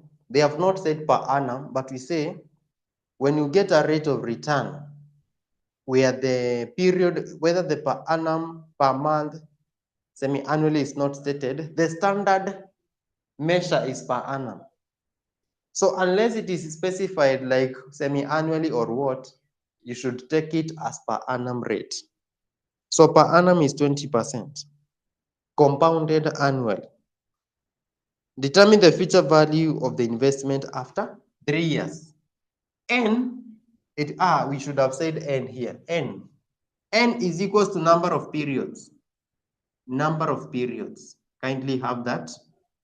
Number of periods. Number of periods. Make sure you write that. So here, our period is 3 years. We are investing for 3 years.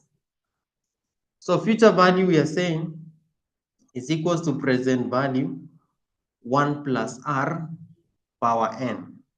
So future value is equals to 100,000 times 1 plus 0.2 power 3. Power 3. So get the value of the investment after 3 years. Value of the investment after 3 years is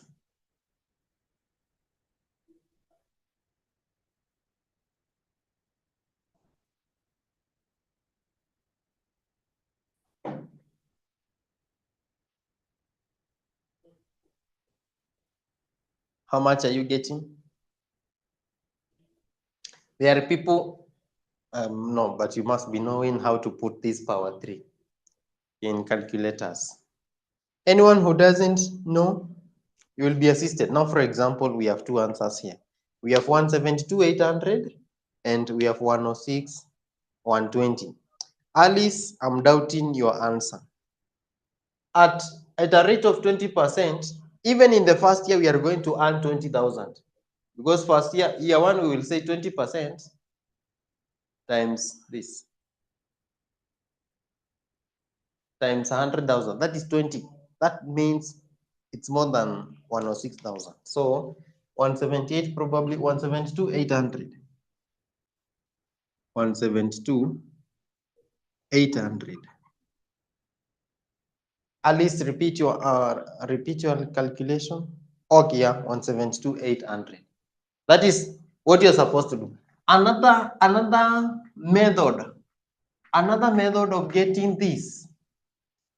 Another method of getting this is or. So here you say or a very long method. You'll say period here. Period 1, 2, and 3. Amount amount with, let's say, 100,000. No, will that give us? No. No, that is the only way. Okay. The other method is where we say, but this one is very long. Where you say here it's 1 plus 0.2. The figure that you'll get here, you bring it here. Then you continue. But that will not apply in this case because we are only investing 1. So you can continue. You grow by that rate. So just stick to this. Just stick to this. Any question before we continue? We want to proceed. Okay, number 2, future value of an annuity. Future value of an annuity. Future value of an annuity.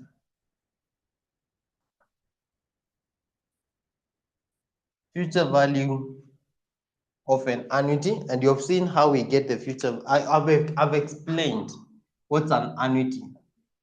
Future value of annuity. Future value of annuity. Now, a future value of an annuity, just like we've said, you get the annuity.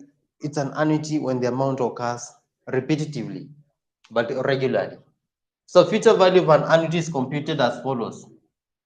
Without wasting a lot of time, future value of annuity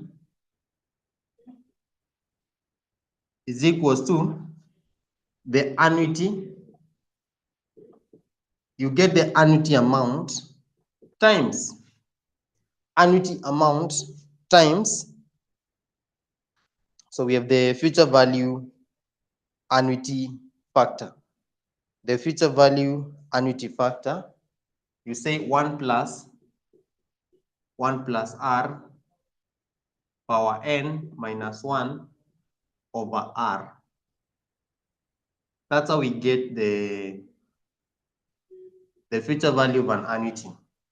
1 plus R, and write these formulas because the way they are in the handout. Okay, they are very much simplified in the handout. Just write what I'm writing on the board. Yeah, it's there, but write. Future value of an annuity is equals to annuity times 1 plus R into brackets power n minus 1 over R. This factor here, the factor 1 plus R power n minus 1 over R is called future value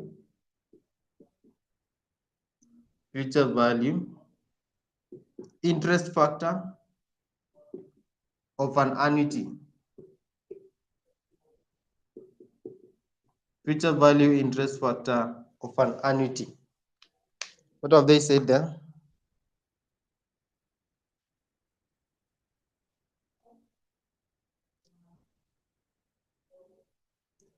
Future value interest factor of an annuity. Future value interest factor of an annuity. This one. Now, we have tables. We have tables where these factors can be read from. Like you remember what table do we have? We have math table. Do you people know what's a math table? Or maybe what we call what? Normal curve, normal distribution curve. We have tables. We have tables where you can read these factors. When we go to discounting, I'm going to share the tables so that we can see. But for future values, the tables for compounding, it's not widely used in financial management. So just get these formulas right. Yeah. So any question here? There is nothing to explain. We know R is the rate of return, or the interest rate. N, it's the number of periods. So there is nothing to explain. Let's go to what? Let's have an illustration. Do you have an illustration there? From the above example, there is a statement that says we have an example. What is the value of shillings 100,000 investment annually at the beginning of each of the next 5 years at an interest of 12%? Are you there? Have you seen that example? And finding future value of an annuity. Oh, that's due. Sorry. What is the value of 100,000 investment annually at the beginning? That's an annuity due. We are coming to that. I want us to have an illustration on the illustration on future value of an annuity.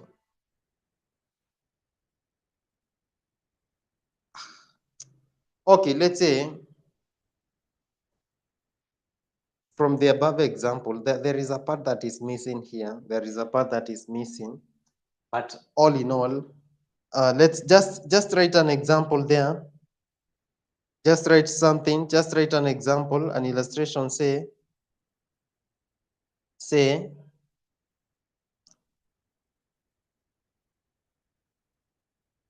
an investor intends to invest. An investor intends to invest shilling 60,000 at the end of each year for 4 years. An investor intends to invest shilling 60,000 at the end of each year for 4 years. At the end of each year for 4 years. Full stop and say, the investment will earn interest. The investment will earn interest at a rate of 20%.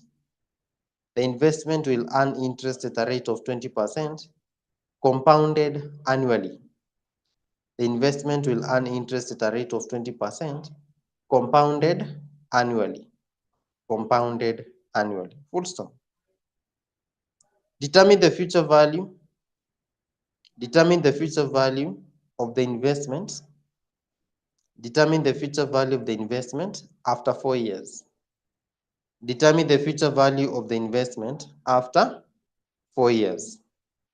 Determine the future value of the investment after 4 years. After 4 years. Now,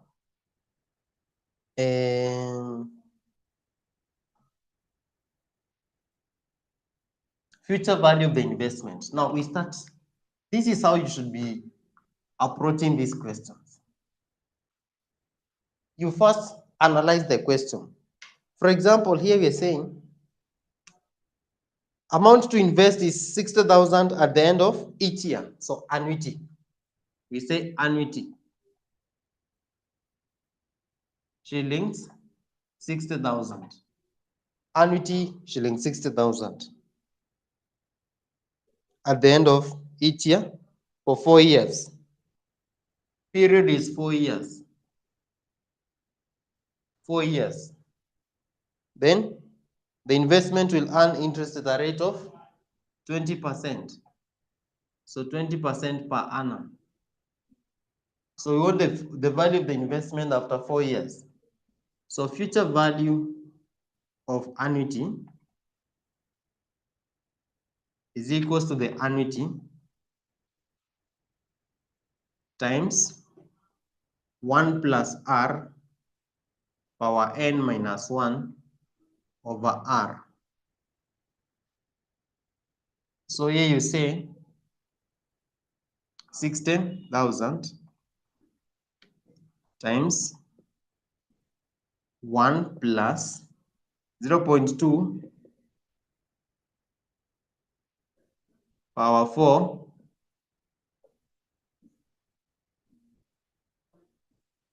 power 4 minus 1 over 0.2.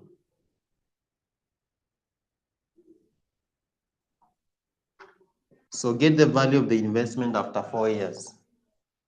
Then I show you another way of doing it.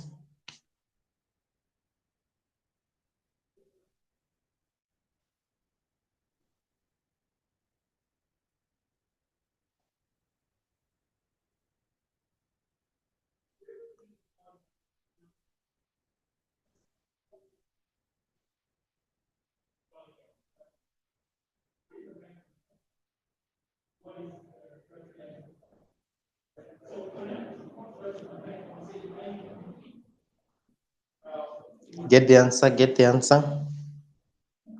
Get the answer.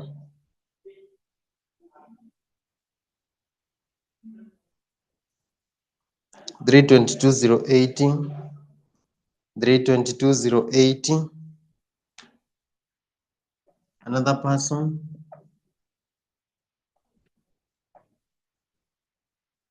322,080. Another person. Alice, okay, that's fine. Now, there is another way of doing this question. So this is now, you say period, period, 1, 2, 3, 4. Annuity or amount. Remember, this person is investing 60,000 at the end. Yeah, at the end of each period. 60. 60. 60. 60. At the end of each period, this person is investing 60. So here you say 1 plus R power n. If we want to treat each amount as a lump sum, then here we will have future value. Future value. So here we will have 1 plus R. 1 plus R. This is 0.2. 0.2. 1 plus 0.2. 1 plus 0.2. 1 plus 0.2. 0.2. 1 plus 0.2. So before that, we know we've not put n. That is what I want to illustrate here. That is what I want to illustrate here. So we are 0. We always start at 0. 0 means now 1, 2, 3, 4. We're talking about 4 years, which is 1, 2, 3, 4. So here we have at the end. We are investing at the end. So at the end of the first year, 0, 60, 60, 60, 60. I want us to put n. So this 60 that you've invested at the end of year 1, how many times will it earn interest? The 60 that you invested at the end of year 1, how many times will it have earned interest at the end of year 4? It is here. 1, 2, 3. We have invested 60 here, so it will earn a return here, a return here, and a return here. So you say power 3. That is power 3. Then the other 60 at the end of year 2 here, it will earn interest here and here. So you say power 2. The 60 that you invest at the end of year 3, it will earn interest once. So you say power 1. And the last one, the 60 that you are investing at the end of year 4, it will have earned no return. So you say power 0. So multiply and get the total. If you multiply and get the total, we should be getting the same answer as this. We should be getting the same answer as this. So the reason why I just want you to get the concept, the concept here of power what, power what, power what.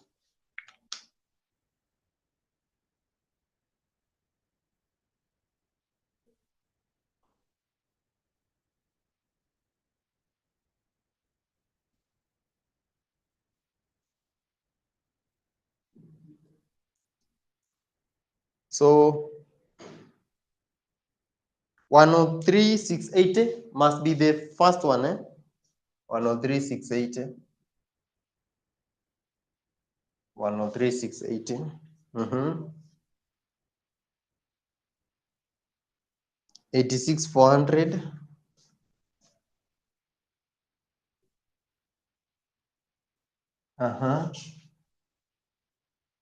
72,000. and 60,000. So get the total. Get the total.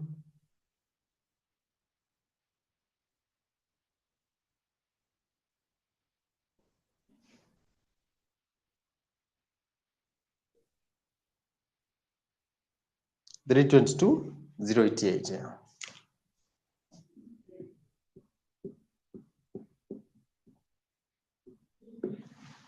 So almost the same as what we have here, just because of rounding off, that's where there are differences. So is that okay? Let's proceed. Let's do the next one, then we go for a break. The other one is future value of an annuity due. Future value of an annuity due. Let's wrap this. Future value of an annuity due.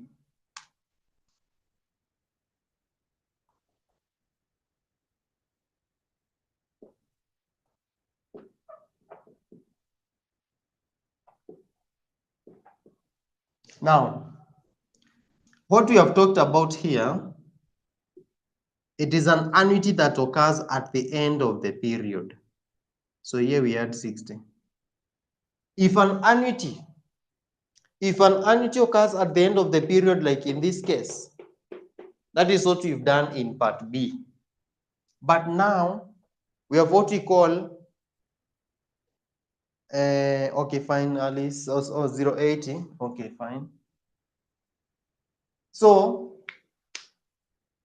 future value of an annuity, this is when the amount is invested or paid at the beginning of the year. At the beginning of the year. For example, if our 60 here, 0, 1, 2, 3, 4.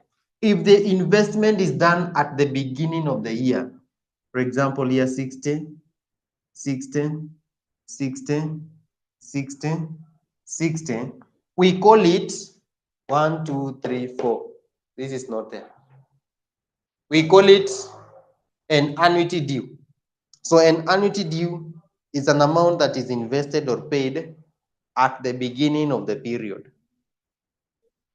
And this will change because now, like here we had said, this is power 3 because we counted here 1, 2, and 3. But if it's an annuity due, we will now have 1, 2, 3, 4 because we are going up to the end of year 4. Because we are going up to the end of year 4. So the amount that we invested at the beginning of year 1 here will earn interest 4 times. 1, 2, 3, 4. The amount that we invested at the end of year 1 will earn interest 1, 2, 3. This will earn 1, 2, and this will earn 1. So the entire thing will change there. But now, how about when we are using the formula? When we are using the formula, this is how we get the future value of an annuity due. So here we say future value of annuity due is equals to annuity times 1 plus r power n minus 1 over r. Then we add another factor here, 1 plus r. 1 plus r. 1 plus r.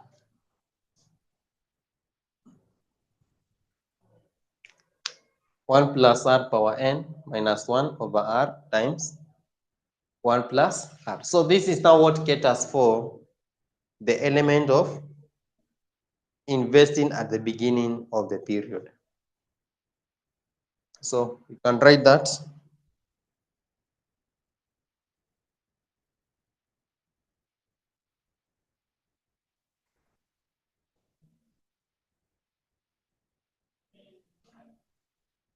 And then we have an illustration.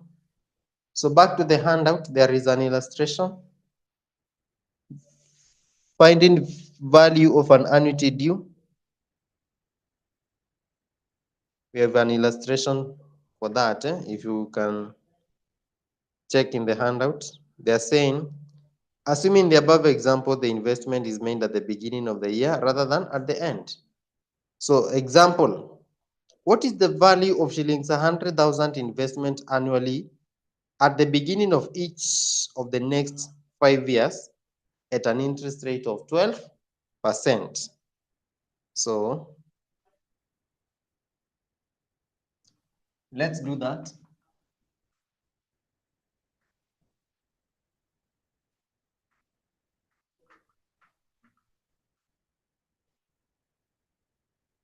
So we're saying, what is the value of shillings 100,000? So annuity, the annuity is 100,000. What is the value of shillings 100,000 investment annually at the beginning of each of the next 5 years? The period is 5 years. Interest is 12% per annum, and it's at the beginning. So future value of annuity due is equals to the annuity. And you need to be writing these formulas every now and then. Every time you're doing a question, kindly write the formula. Even if you know the formula, just write it. So annuity times 1 plus r power n minus 1 over r times 1 plus r. So annuity is 100,000 times 1 plus 0.12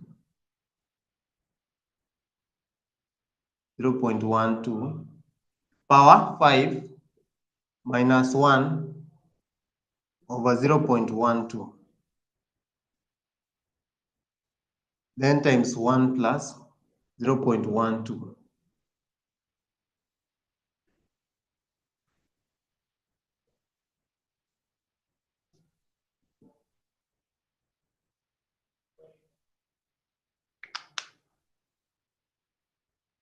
So get the value.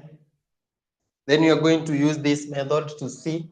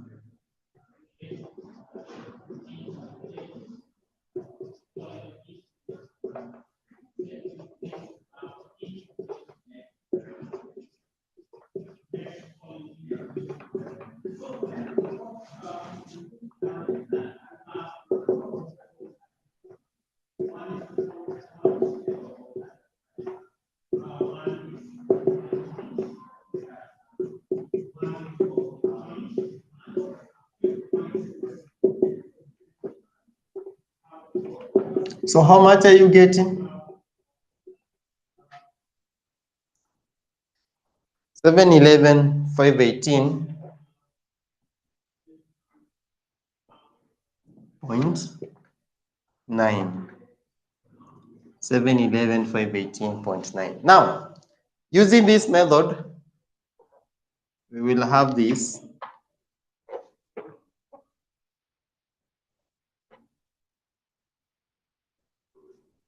We will have here 0 here. 1, 2, 3, 4, 5.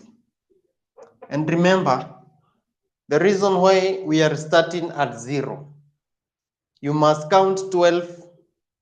Oh, someone else is getting 424, eh? 711, 424. Okay. Another person? A third person?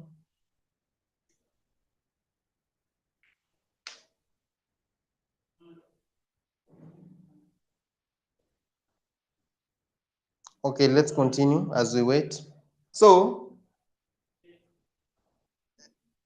513, 518, around that range. Now, so I'm saying we start at 0 because we must count 518. Eh? Okay, fine. Let's go with 518. We must count 12 months before we call it a year. So we are saying we are investing 100,000 at the beginning of each year. 100,000, 100,000, 100,000, 100,000. Remember, the end of year 1 is the beginning of year 2. So this 100,000 here we are investing at the beginning of year 2, which is the end of year 1. So we are saying this first 100,000 that was invested at the beginning of year 1, how many times will it earn interest in a period of 5 years? 1, 2, 3, 4, 5. So you say power 5. The other one is power 4, power 3, power 2, and power 1. The last one that we are investing at the beginning of year 5, it will also earn interest during year 5. So at the end of year 5, it will have earned once. That is why we're saying power 1. If you do the future value here, you're supposed to get almost the same answer as what you're getting here. So just check whether you're getting the same.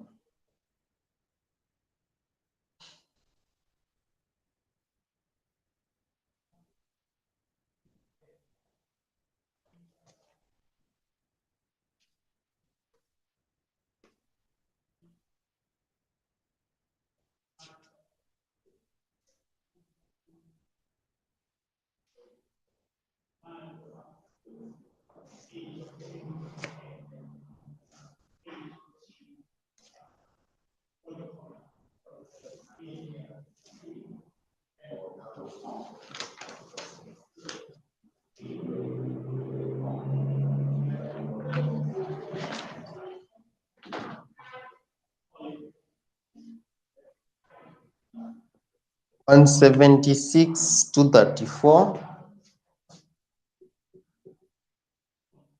point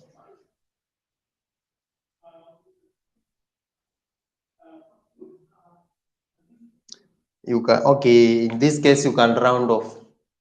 In this case you can round off to whole numbers. You can round off to whole numbers.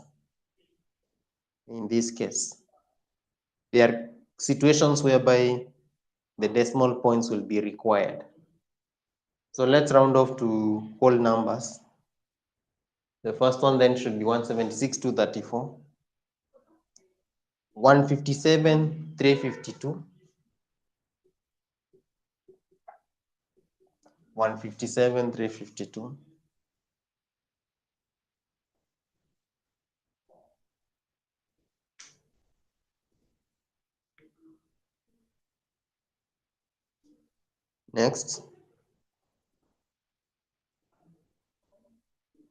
144, 93,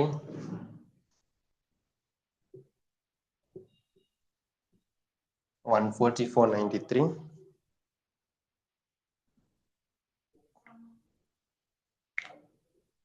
125 for 40, 125 for 40, and 112,000. So get the sum.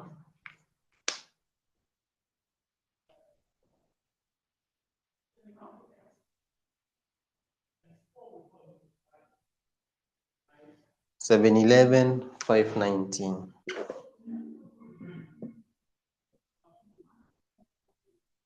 $711, $519. Now the reason why we are doing these two methods This is very short. This is like a shortcut. But we are doing this method so that you can get the concept. Because there are questions that will tell you that the amounts were invested at the beginning, the amounts were invested at the end of the period. This and this was happening. So this one is very important. Kindly get the concept. Then after the break, we will look at discounting techniques. Discounting techniques. After the break, discounting techniques.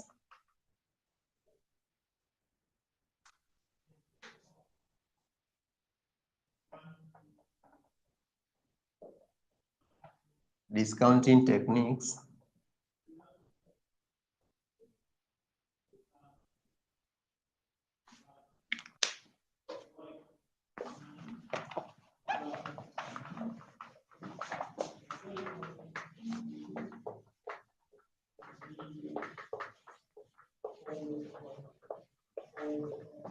So let's have a break of like 5 minutes.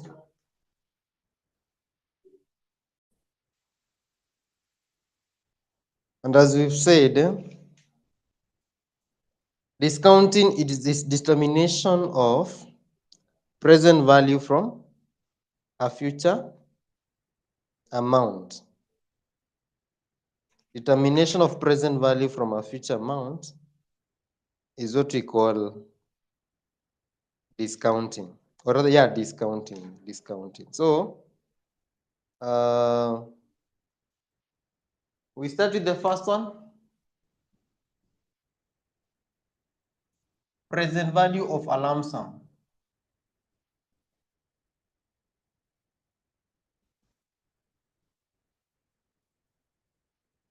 Present value of a lump sum. Present value of a lump sum is the first one. A lump sum, still the same thing as we've said, an amount that is paid or received once is what we call a lump sum. So how do we get the present value of a lump sum? Present value just say PV, present value of a lump sum is equals to future value times 1 plus R power negative n. 1 plus R power negative n. So look at this factor now. Look at this factor now. Under compounding, we were saying power n, positive n, because we were moving forward. But now, under discounting, we are saying negative, because we are moving backwards. So get the difference. Present value for lump sum is equals to future value times 1 plus R power negative n. So where this is future value, R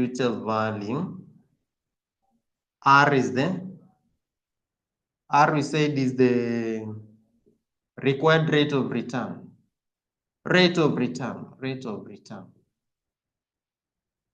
N is the number of periods, as usual, number of periods.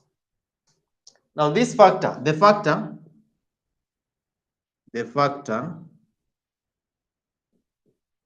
1 plus R power negative n, the factor 1 plus R power negative n, we call it present value interest factor.